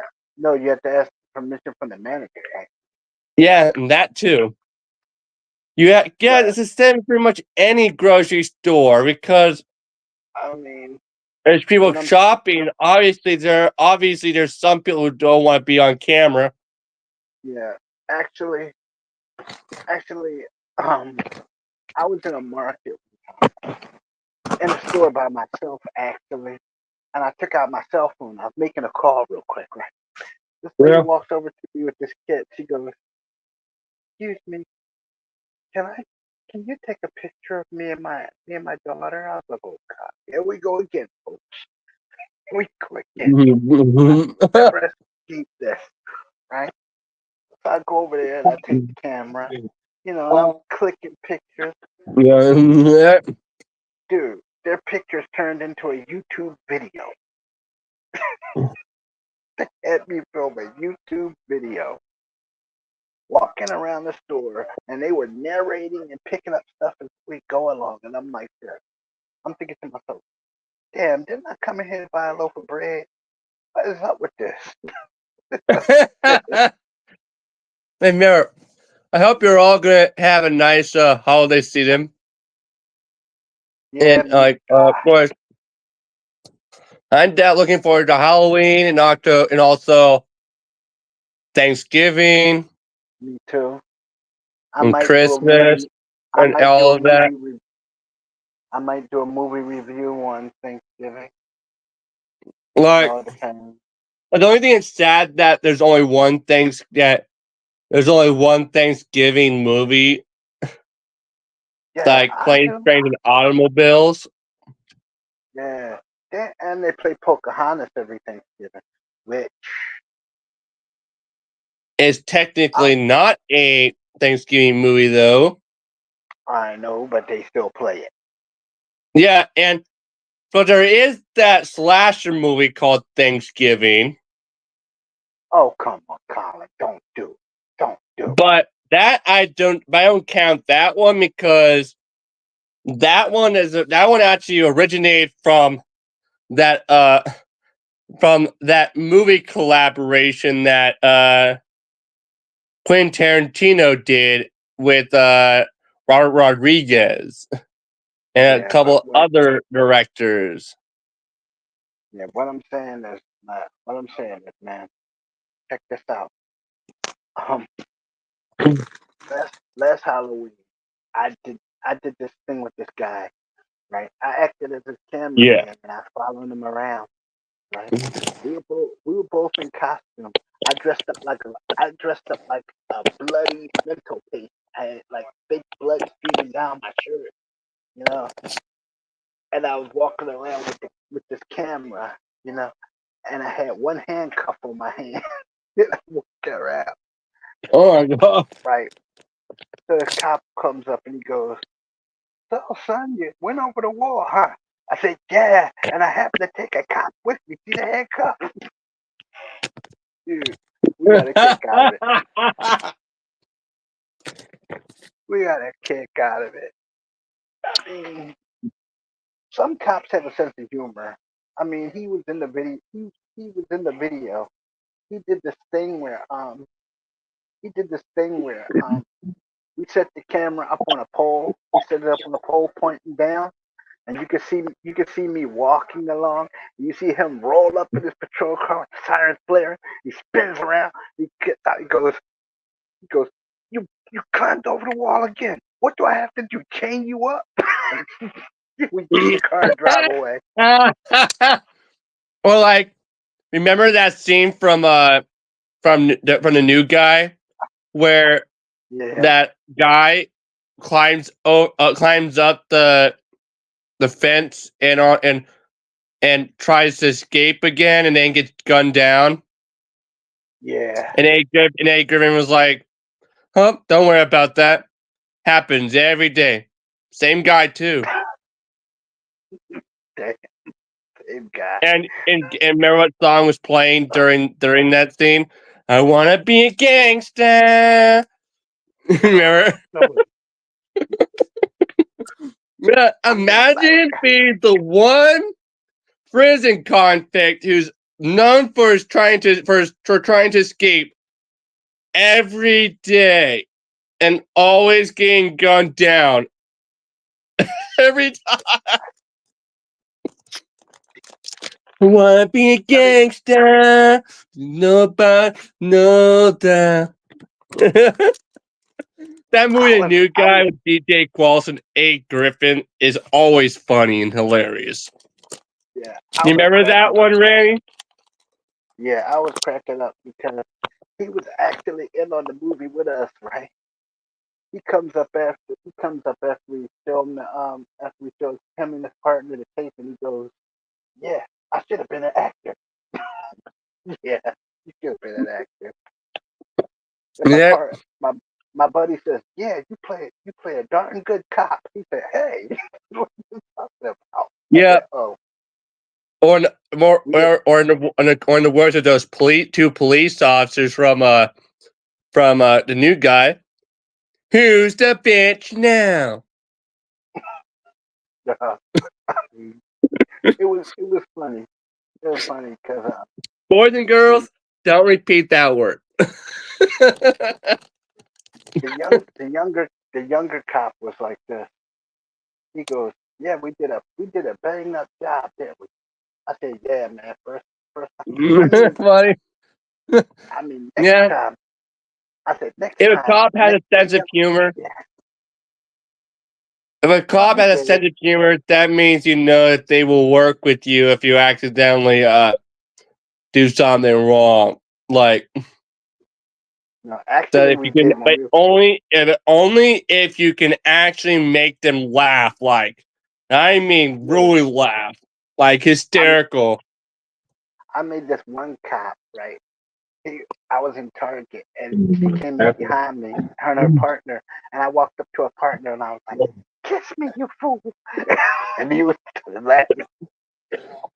He said, "Why do you gotta pick on me every time I come to the store?" I said, "Because it's my job, dude." Yeah. I mean, he works with us. He works with us. You get cops that work with you when you're filming and stuff like that.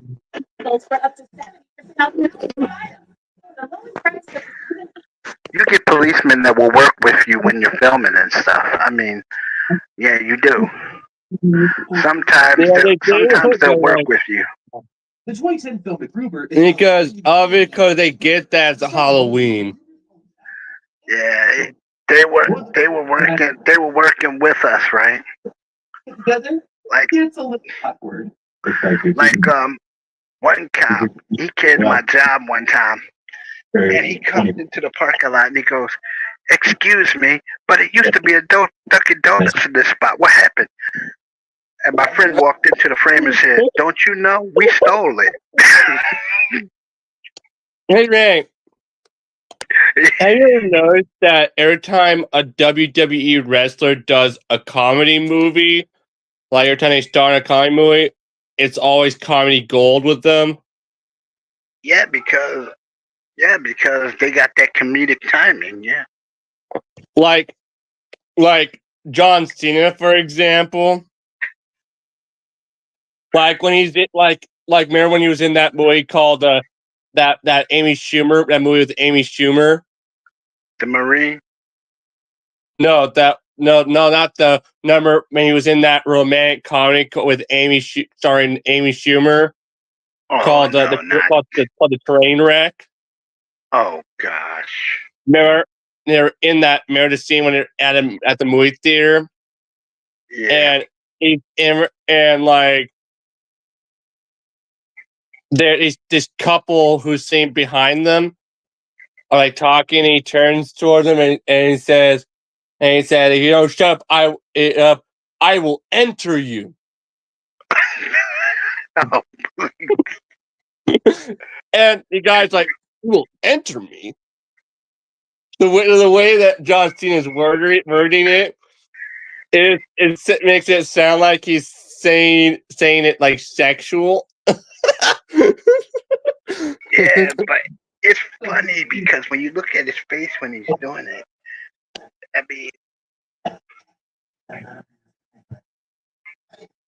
I mean,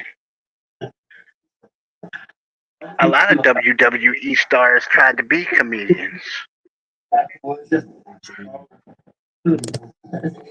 A lot of WWE stars tried to be comedians. Really? Like, yeah. You know what's funny? Do it. You know what's funny? John Cena. If you think about it, John Cena is very successful at transitioning from wrestling to acting. If you think about it. Yeah, because all wrestling is acting. Yeah, and all it is acting.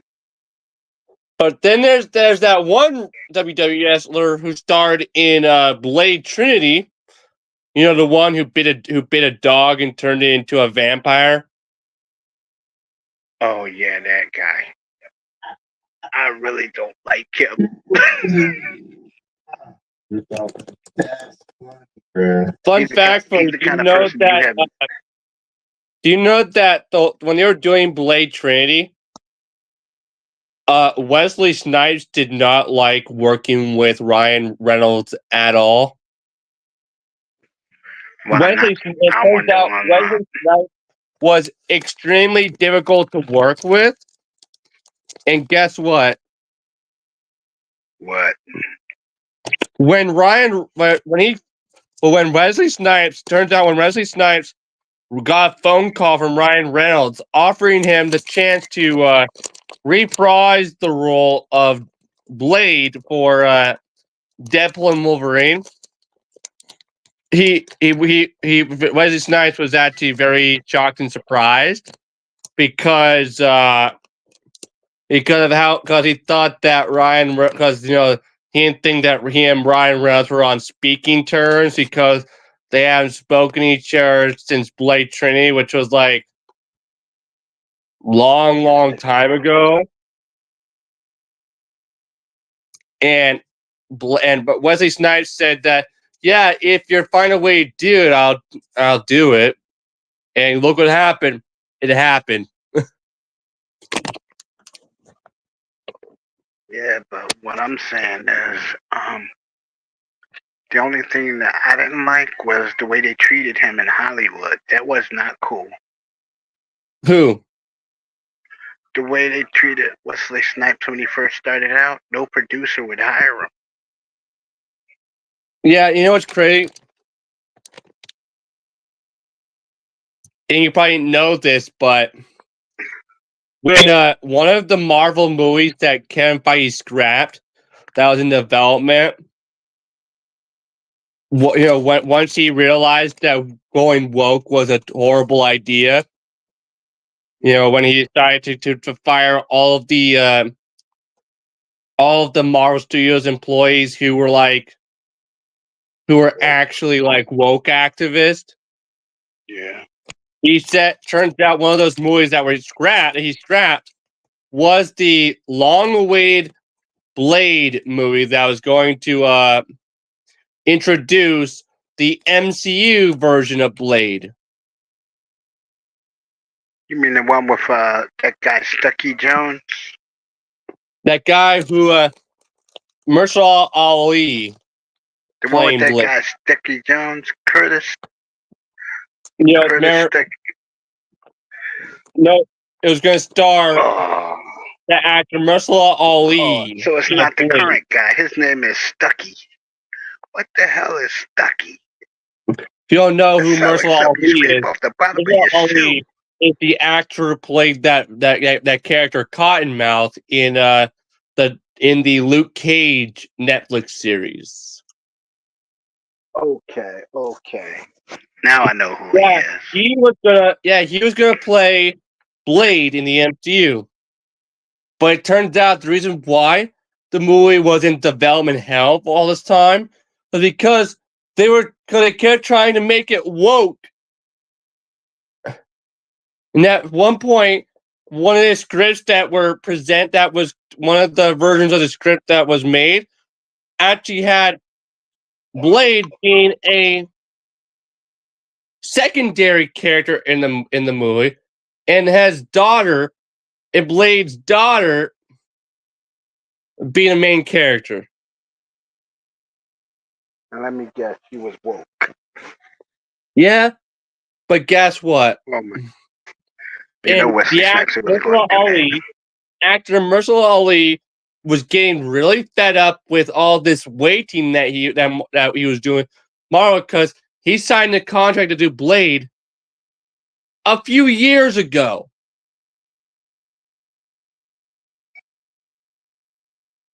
And he and his agent were getting very fed up with Marvel Studios because of them constantly pushing the movie back, and them still not having a director, and them not even filming any scenes yet. Yeah. What I'm saying is, dude, Well, let me answer you ask, because clearly, I'm just saying, Did you see my they could do a lot more with those movies if they hadn't have made them woke. That's what I'm saying. You know what's crazy? If you think about Ryan Reynolds' character from Blade Trinity, is extremely similar to Wade Wilson Deadpool, personality-wise. Their sense of humor is extremely similar. Yeah. And some say that Ryan Reynolds' character from Blade Trinity was actually a precursor to his portrayal of Wade Wilson in X-Men Origins Wolverine. I liked Ryan Reynolds playing Deadpool.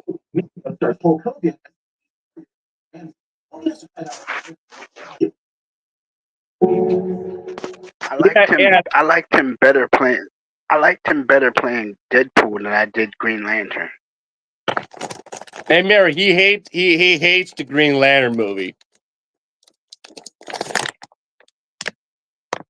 which is why he makes fun of it so much in the first Deadpool movie. Remember? Uh-oh. In the first movie, he was Yeah. like, "Don't make the suit green or animated." Oh God. Yeah, you know why he hated the movie? He hated it because there was no script.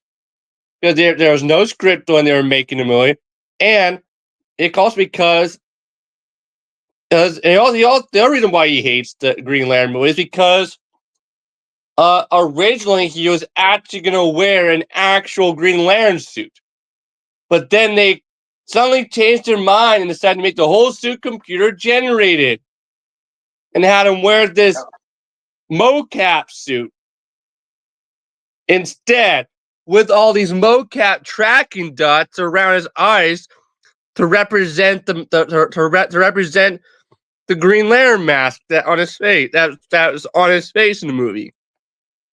They should have just let him wear the costume. Yeah, and the suit when they were originally going to actually have him wear an actual Green Lantern suit, the suit was going to be made of a rubber, Randy. Rubber. That would have been cool. But it was still going to have the same look and design that it ended up having. But of course, they decided to make it all computer generated, and well, it just didn't look right. It looked like it had way too much alien energy coming off of it. Yeah. And the mask didn't even. One of the bounty hunters. You still knew who he was. The mask, the Domino mask that he was wearing, and the Green Lantern mask on his face, it looked like it was just hovering on his face. It didn't even look like it was actually on his face. You okay? Yeah, sorry about it, everybody. For those who don't know, last few days I've been dealing with a small cold. Yeah. But luckily I'm starting to get over it though. Yeah. We just had to do this live stream for our friends. Even though they aren't in the ring, the two still managed to hit the We had to do this live stream for our friends, We had to do that. Mhm. I mean, we had to do this because I can't upload your content because my phone isn't working that well. So, yeah. And I can't use the computer to do it. Sorry, what? I can't use the computer to do it because it won't do it. Yeah, so remember, everybody, until you won't be seeing any of my content on Danny's channel until he gets a new cell phone. But you can see Colin. Yeah. So, but once he gets his new cell phone, hopefully at some point soon, he will be able to upload all the new content that I've been working on for all of you. I've been working on some great content lately that I think you guys will really like when you actually get this. Well, you'll have to wait to see until he gets a new cell phone. Yeah, I mean, like, But I think you will all like this new content. I mean, Like, at least you get to see Colin live. yeah. That's just, You know what's funny? When WWE wrestlers actually do comedy on camera in like movies, they actually do a good job of it. Like Dwayne Johnson, for example. oh, when he did that movie, The Journey, when he did that Walt Disney movie, The Journey, with Vanessa Hudgens, that was comedic gold. Journey was like, which was actually which was actually a sequel to the Brendan Fraser movie called Journey to the Center of the Earth. Yeah. I remember he also did Jumanji, Welcome to the Jungle, where he was also showed a lot of his comedic timing. Yeah. And the thing that got me with that was you never expect a wrestler to be able to do that. But the thing is, one thing I've never liked about Dwayne Johnson is his massive ego, though. Yeah. They gave him that movie Black Adam, and he totally showed out. Like that. I just found out. And then he had the. But the only thing Sorry, what? And then he had the nerve to want Henry Cavill to appear in it, but then, nobody wants to put up with that. But it was him But guess what? They got Henry Cavill did a cameo, and guess what? Yeah. When revealed that Henry Cavill had signed on to do some more DC Comics projects as Superman. But then James Gunn became new head of DC Films and completely scrapped all that. Yeah, he really got on my nerve with that. But apparently now there's a new rumor out there that I saw this morning that says that they might be restoring the Snyderverse. I don't want the Snyderverse back. Seriously. Why? Because if he's gonna scrap everything, no. He done scrapped one of DC's flagship characters. Come on, man. If they restore the Snyderverse, that means they'll be bringing back Zack Snyder, the helmet, which means it'll be Zack Snyder is done by Zack Snyder, not him. Because remember, because Superman is one of the flagship characters of DC. Yeah, and so is Batman and Wonder Woman and the Flash and Green Lantern and like all the others. They were the Justice Society. You have Batman, who was which is where the Justice League originated from. You had Batman, who was Owlman.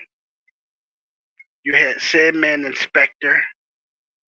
You had Hawkman and Hawkgirl. And you had that guy, Captain Atom, who was really the Watchman. That was the mouth of what seen. Of course. Because that's who Captain Atom's supposed to be. The other guy.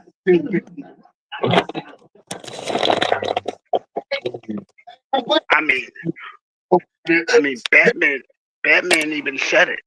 I mean, he found documents.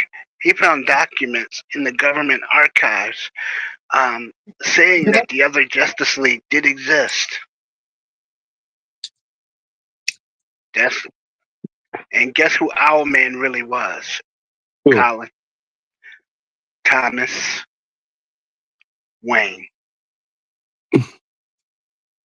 Yeah, I remember seeing a few images of some old Batman comic books that showed that Thomas Wayne did fight crime as a vigilante himself, in that Bruce Wayne actually based his bat suit on a vigilante costume that Thomas Wayne fought crime in. Yeah, and the thing is, the government worked so hard to hide it, but it was Amanda Waller and Cadmus who brought it to light. But guess what, though? Well, we all know what Amanda Waller's intentions are. Yeah. Everyone knows she's been trying to get rid of superheroes for decades. She's been trying to get, especially Batman. She don't like him.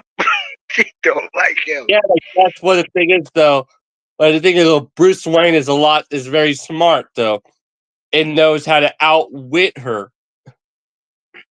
I mean, you even see it in the movies, man. Like, remember in the Suicide Squad movie when Bruce Wayne was helping her, like, find Harley Quinn and all of them, so you can get them all in one prison. Yeah, but remember how Bruce Wayne tell her that she should pull the plug on this whole thing. Yeah, remember when she hired Deadshot to kill Batman?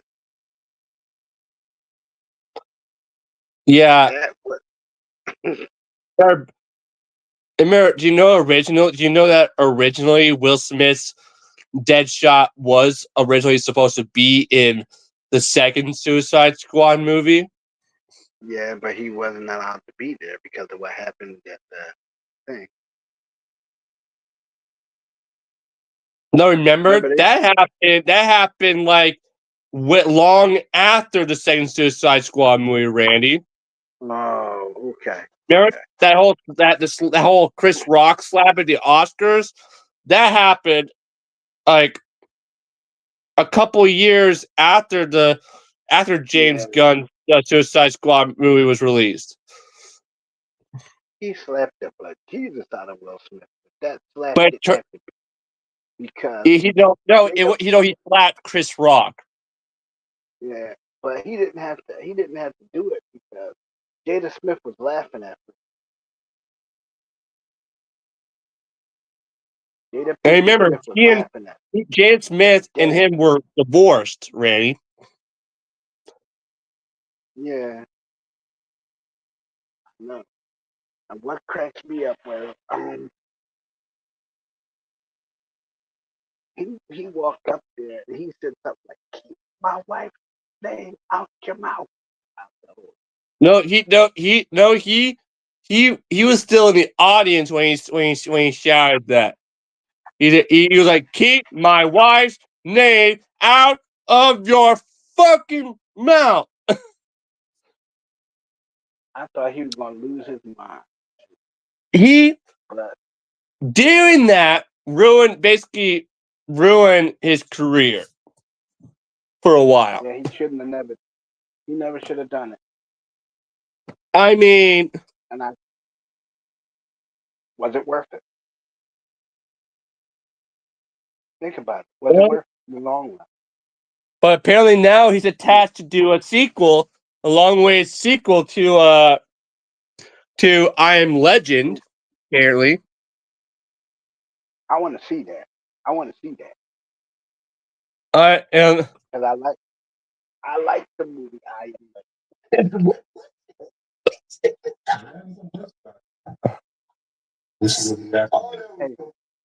Hey, Colin, guess what my friend's kid asked me can she watch? Hey, Colin, my friend's 8-year-old asked me can she watch the Happy Time Murders. no. Uh-uh. No. No.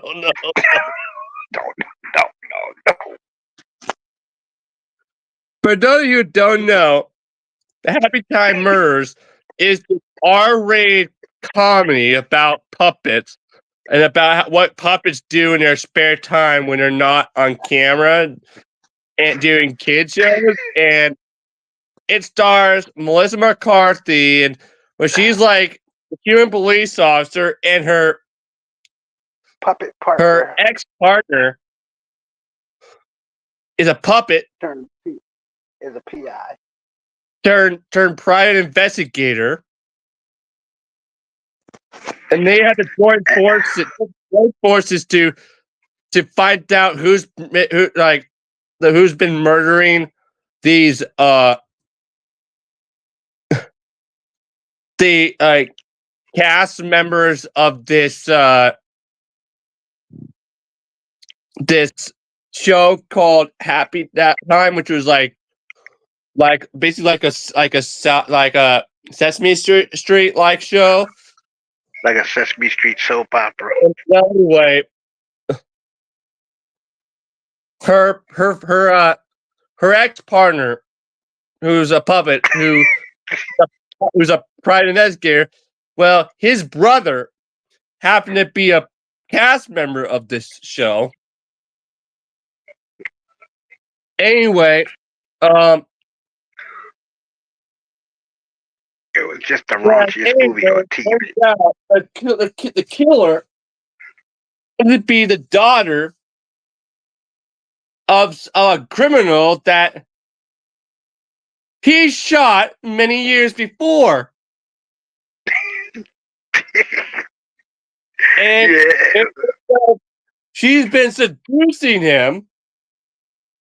And it's all as a way of trying to frame him for the murders.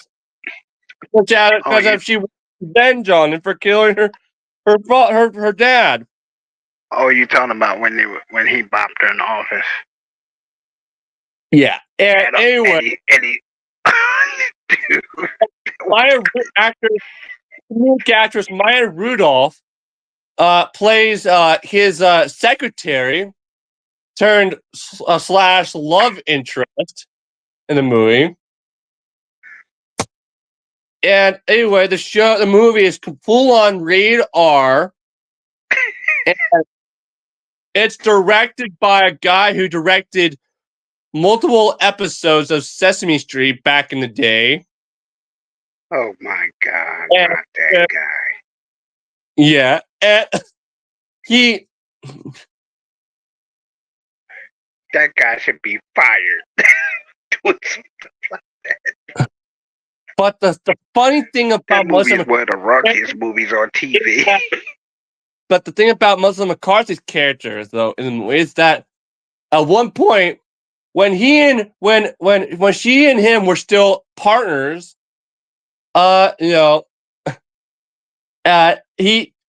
she got in a horrible accident, and so, but he couldn't find like a regular hospital to take her to, so he took to the next bit. That's the next best thing, which was he took her to a puppet hospital. And they brought her back to life using felt and pieces of felt and stuff. And well, it caused her to develop this addiction to this illegal drug that puppets smoke, which is actually made from felt. And like when she's not around it, she's really fine. But when she's near it, she suddenly cannot help herself.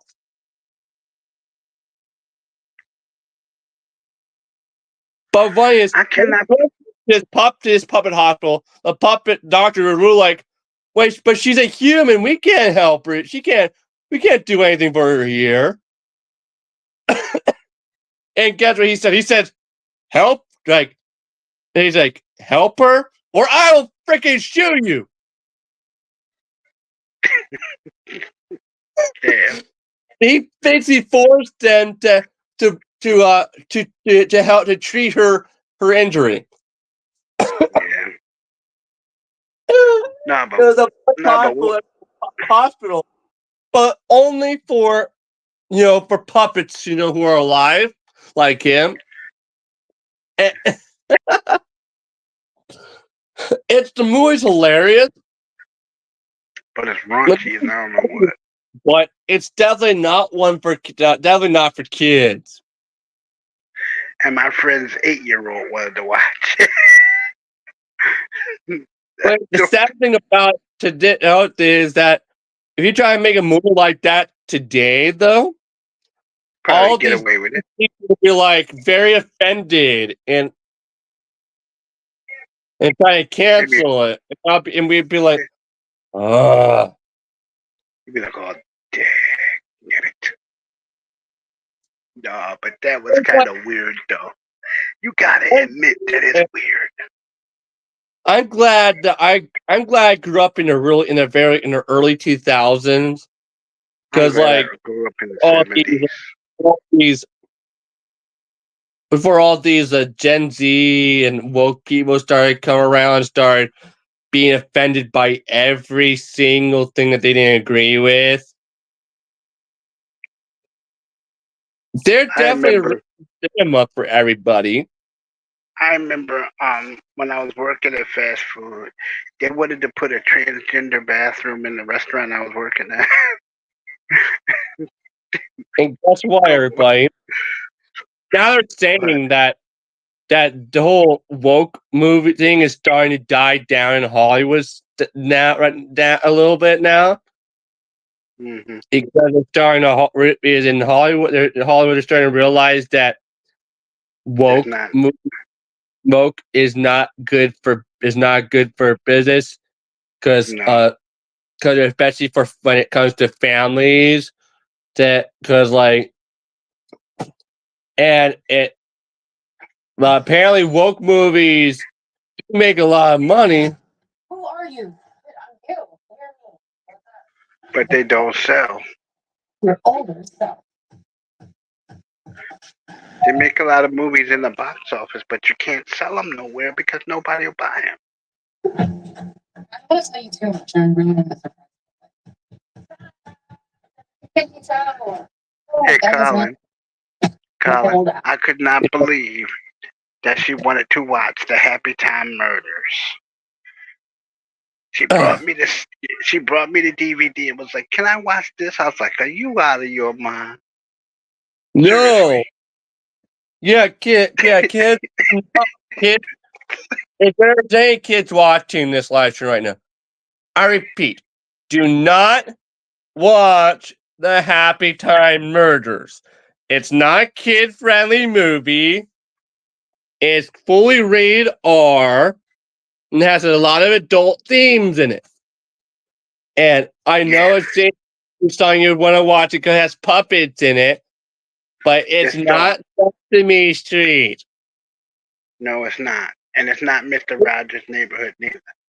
No, it's not Mr. Rogers' Neighborhood either. Yes, me being a kid of the 2000s, even I know of who Mr. Rogers is. Well, yeah, you and I know boys who and that is. girls, welcome to Mr. Reisenhower's neighborhood. Won't you be my neighbor? Here, those you don't know, I think it was 2019. No, like in 2020, I was still dating my ex. I did this kid friendly like educational series for my YouTube channel for a little while called Mr. Reisenhower's Neighborhood. It was inspired by Mr. Rogers' Neighborhood, but I stopped doing it though because I didn't want it to be compared to actually be compared to Mr. Rogers' Neighborhood because his show's famous for a reason. And even Randy was like, never do that again. Yeah, never do that again.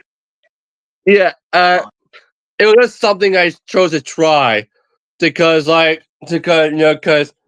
was a lot of content on my channel that was not kid friendly, like trying to lot of channel videos that had a lot of adult humor and stuff in them. So I tried like a kid friendly series for my channel, and well, yeah, I did it for a while. Especially those Family Guy jokes we were doing. They weren't family friendly either. I gotta tell you. In a couple episodes of Mr. Reisenhower's Neighborhood, my ex's stuffed unicorn was in a few episodes. Yeah. Please won't you be my neighbor?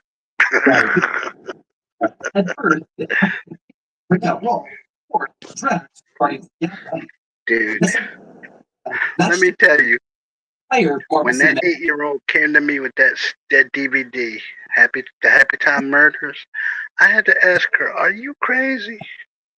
Are you out of your little mind? Your mother will chop your head off and kick it across the street." All sorts of supernatural stuff. He eventually contacts a paranormal psychologist professor to help him out. During one of their conversations, the professor's What do you think, Colin? She actually wanted to watch the Happy Time Murders. She was like, "Look, it has puppets in it." I said, "Lord have mercy. Come on now. You don't want to watch this." She said, "Yes, no." But it's not kid. It's a rated R comedy film. That's what I told her. She was like, "But I still want to." The characters looking for this one puppet who was a former cast member of this puppet show, but he's now like a drug addict, and she's walking through this building, and these two puppets who are up on balcony above her looked down and was like want to have a good time or something like that. And she's like, Lord. and she's like, I'm a woman. And you're like, well, that's okay. Oh Lord. And it's a scene where she actually finds the puppet that she's looking for, the former cast member of the show, who's now a drug addict. He's like, for 50 cents, I'll suck Don't your do dick. no. And he's I was like, trying to get you not to say the other part. for that low price, it makes you wish I would have a dick for you to suck. Then he actually tries. Then he goes to actually try to suck her dick that she doesn't even. And she literally socks him in the face and knocks him out. Dude, I was trying to get you not to say that word. Sorry, don't repeat that word. Right there. Right there. Don't repeat that word, okay? People. But literally, Right. he goes to try to. He literally tries to, actually do it, and she socks him right in the face and knocks him out with her right hand. No, but what gets me is I thought that when the little girl came to me with the movie and said, But look, it has puppets on it. I said, honey, the zoo got animals on it, but do you see Mr. Andy going in there petting stuff? No. Yes, You don't. I hope you explain to her that why it's not a movie for kids. Yeah. Oh God. We explain. In there. Yeah, I had to buy a pack of crayons to do all that. Hey, Colin, I had to do I had to buy a pack of crayons to do all that, right? Dang, man. Dang. I would actually go and make a puppet movie like that. Who would? I mean, the fact that it's directed by a guy who directed multiple episodes of Sesame Street. Somebody should Why? drag him out. If you want to make an R-rated comedy about puppets, no. You'd be surprised at what people do, dude. They made Crank. Remember when they made Crank Yankers? Oh, He directed. He went from directing some episodes of Sesame Street back in the day to directing a full-on rated R comedy. You might as well call it Puppet. Puppet. You might as well call it Puppet Gate. I remember there was one puppet in the movie who was a rabbit, and well, he was in a porn store. Oh please! And he was buying. You know those. Yeah, I know what he was buying. Don't do You it. know what he was buying? It was a. It looks like a guy, you know what? But it's something like women use to pleasure them, to basically please don't. Basically please themselves with. Like when they're alone. But the one he was buying was shaped like a carrot.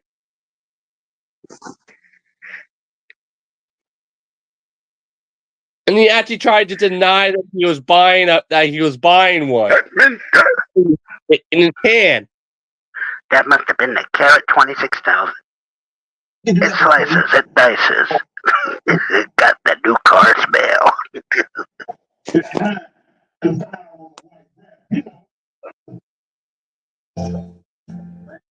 Oh, you knew I was going to say that, so don't get surprised. French flight. Get surprised. No feet. Change your flight. It flex. No, but when she bought the video to me, she said, but it has puppets in it. My mother says, it has puppets in it. I pulled her mom to the side and said, are you kidding me? Yo, college. Me, and her parents watched that movie together. And they both looked at me, and I looked at them, and I said, "You know what? Y'all two are the craziest people in the world." How you doing? Seriously, because her father was like, "I don't see nothing wrong with this video." Next thing you know, we get to the private eye's office, and you hear all this moaning and groaning stuff going on, and all this spraying of the foam going all over the place. He goes, "Now I see what's wrong with this movie. Now I see what's wrong with it." Yeah, guess what, Ray? What? I've seen behind the scenes of the movie. Guess what they did to create the whole the illusion of that white Yeah. stuff, that white stuff. Guess what they must had? be using- They had What, a this. fire? They had this bottle of lotion, this spray bottle of lotion rigged right underneath the puppet's crotch. Yeah, I know. They had it rigged. And they had Rick to go off to spray everywhere, all over the place. Oh Lord! That's how they created that. That's how they created that. They had a. And guess who plays Chief in the movie? Everybody. Who? That black guy from The Office. Oh no, not him. Yeah. They are so wrong for that. Is an art.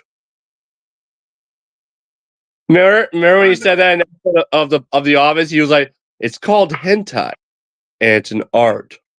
It is an art. It's hentai. But And it's hentai art. is not art. It's just another form of Animated porn. content. That's right. Boys and girls, you won't find out what porn is until you're in your teens, okay? Until you're my age. And even I don't know what it is. No.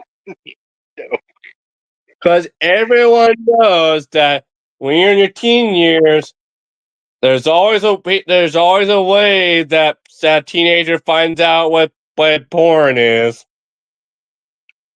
The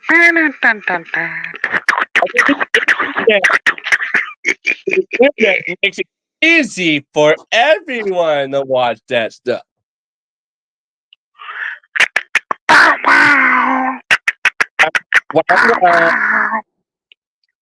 But kids, best definitely do not watch that movie, kids. Wait until you're in high school. You want to watch a good movie, a good Disney movie? Watch Escape from Witch Mountain. That's a pretty good movie. Yes, it is. Trust me. Guess what I heard about that movie recently, Randy? What? Apparently, Disney had decided to cut all ties with that franchise. Why? Come on. And apparently they didn't want anything to do with that franchise. Probably maybe because they feel that it wouldn't be a successful franchise in today's world. And also because of that Escape to Witch Mountain movie that they did with Dwayne Johnson. When he was a taxi driver. Remember? And Marin starred Carla Gugino as his love interest. Yeah, I remember. Oh my God. He's a good actress. Do you know that? Guess what, Ray? Do you know that Zack Snyder actually revealed that she was actually going to be the Selena Kyle in his DC Cinematic Universe? Oh my God, I think I'm going to have an aneurysm. Yeah, turns out he revealed that a few years ago that Carla Gugino was actually going to be. He was going to have her play Nick Kyle in the Snyderverse. Yeah. But that she and Bruce Wayne were actually divorced and that they were married at one point. And that's where Kate came along. That's why it just so basically it turns out so that I remember Ben Affleck's Batman had already been Batman for 30 years or already. You know, when we first meet him in Batman vs Superman: Dawn of Justice, he had already been Batman for like 30 years already. So yeah, so which means that there's stuff about his Batman that we don't know, that we don't know still. Like it turned, but Zack Snyder confirmed that Ben Affleck's Batman was once married to Selena Kyle, and that Selena Kyle would have been played by Carla Gugino, and that he even released an image of the Catwoman mask that she was actually going to wear in the Snyderverse, Ray. Oh, Lord. What I don't get, Kyle, is the fact that, and I'm gonna say this, parents let their kids watch anything. I've seen it. Trust me. Yeah, I get like YouTube, for example, Randy. Parents don't pay attention to what their kids are watching on YouTube. No, they don't. It's sad, and this is what leads to a lot of kids becoming all toxic on YouTube too, and kids watching stuff that they're not supposed to, like those toxic kids that you and I have encountered on YouTube before, like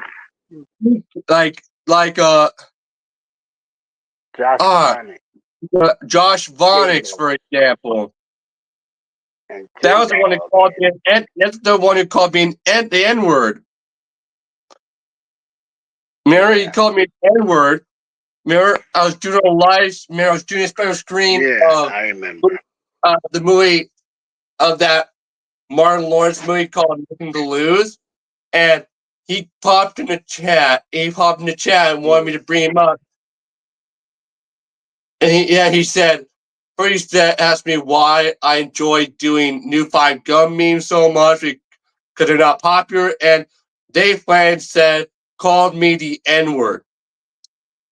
And then he took the part where he called me N-word and posted it onto his Instagram. And I had to have it taken down because and then he posted it on his YouTube channel too. I had it taken down because from his YouTube channel because of it. Of course, YouTube removed it because it was inappropriate and extremely racist.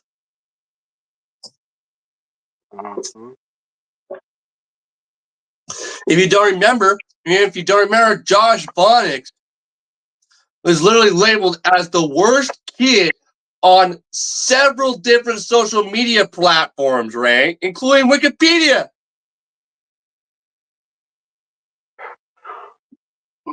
Yeah, it turned out he was. How could you be labeled on Wikipedia? Apparently, he was that bad. Wow. Yeah, for those of you who don't know Josh Vonix, he was this punk brat kid with a huge potty mouth. Yeah. Yeah, and he actually called me N-word once, people. Yeah, the actual N-word with a hard R, too. He also made that account called Big Randy Smoke. But he wasn't the only punk kid I encountered on YouTube. No. There was this other kid named who was the one who got my channel terminated. Yeah, J-Dog. J-Dog Prime. The thing about him, J-Dog Prime is, everybody, I encountered him because in the form of him impersonating me on YouTube. He was impersonating me on YouTube, so I got so I had to try to report him for impersonation. And well, his channel got taken down. His channel was removed from YouTube. And well, and this was in 2021. No, actually, it was in 2019 or 2020, I think, actually. He waited until 2022 to get my channel revenge on me in the form of adding a bunch of copyrighted Marvel Cinematic Universe stuff to my YouTube channel. It got my channel terminated.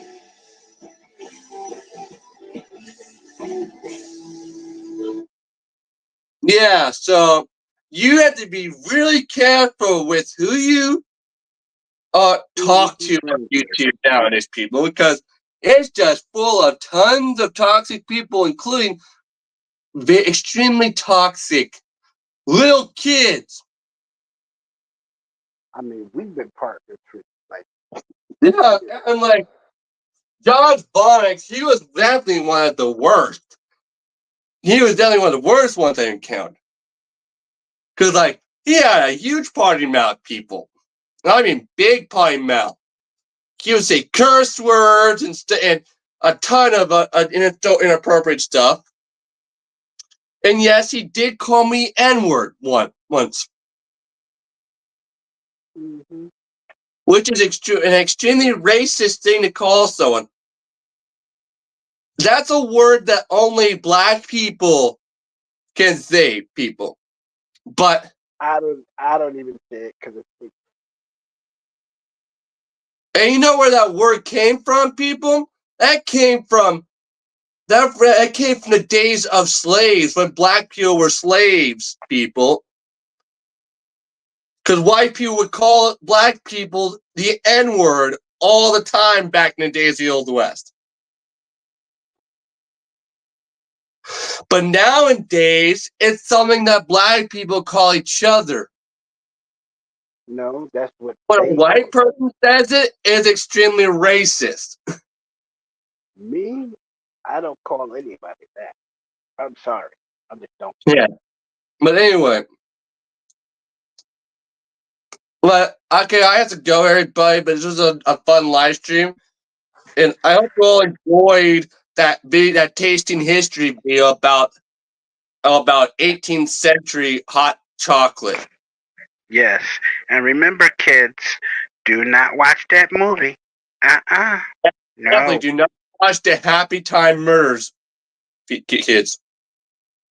That is an adult rated R comedy, raunchy comedy with a ton of raunchy adult humor in it. Do not watch it.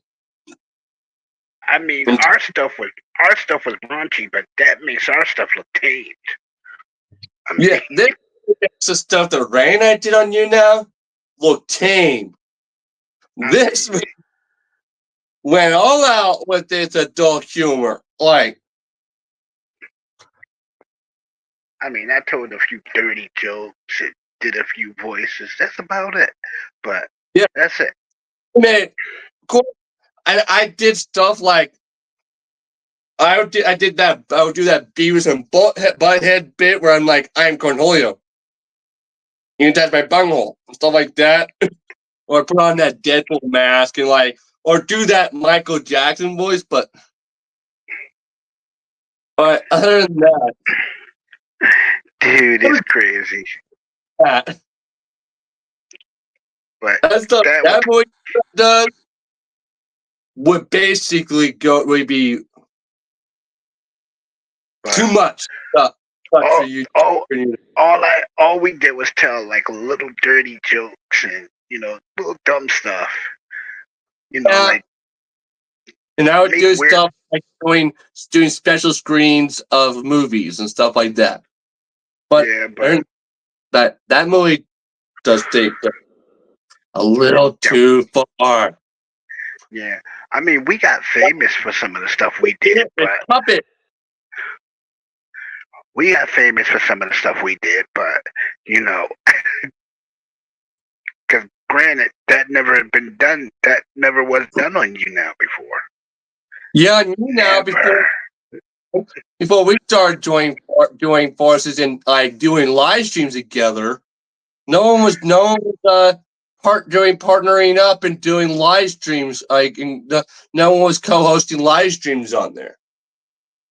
But it all changed once we started doing it. Is after we started doing it, everybody started doing it, and everybody started trying to copy what we were doing too. Dude. Yeah, remember when that guy tried to copy? Remember when those two guys tried to copy us? Dude, they could not get my voice right.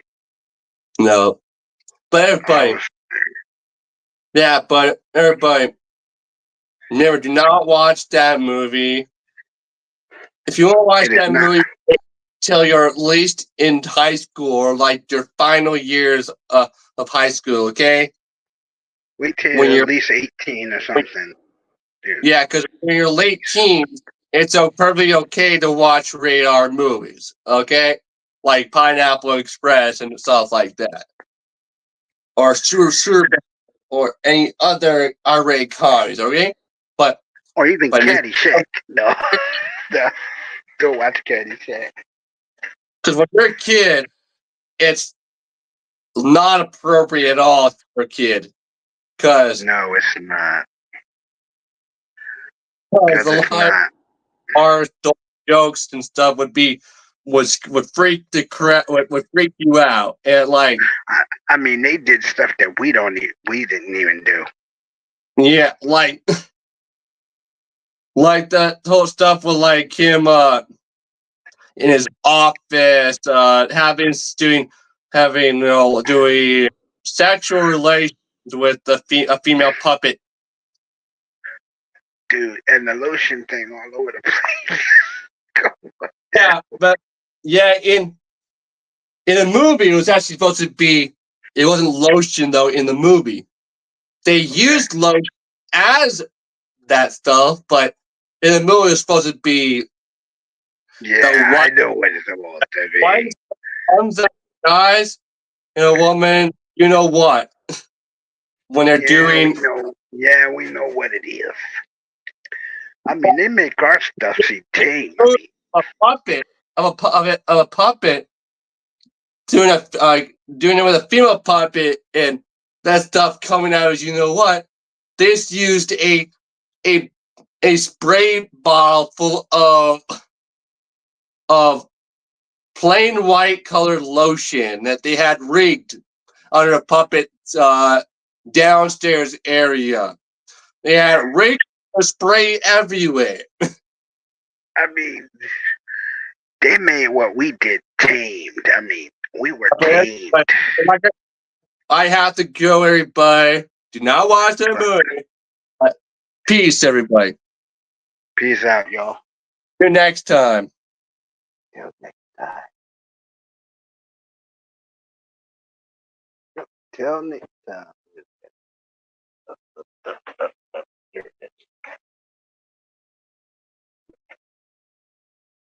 I'll tell you.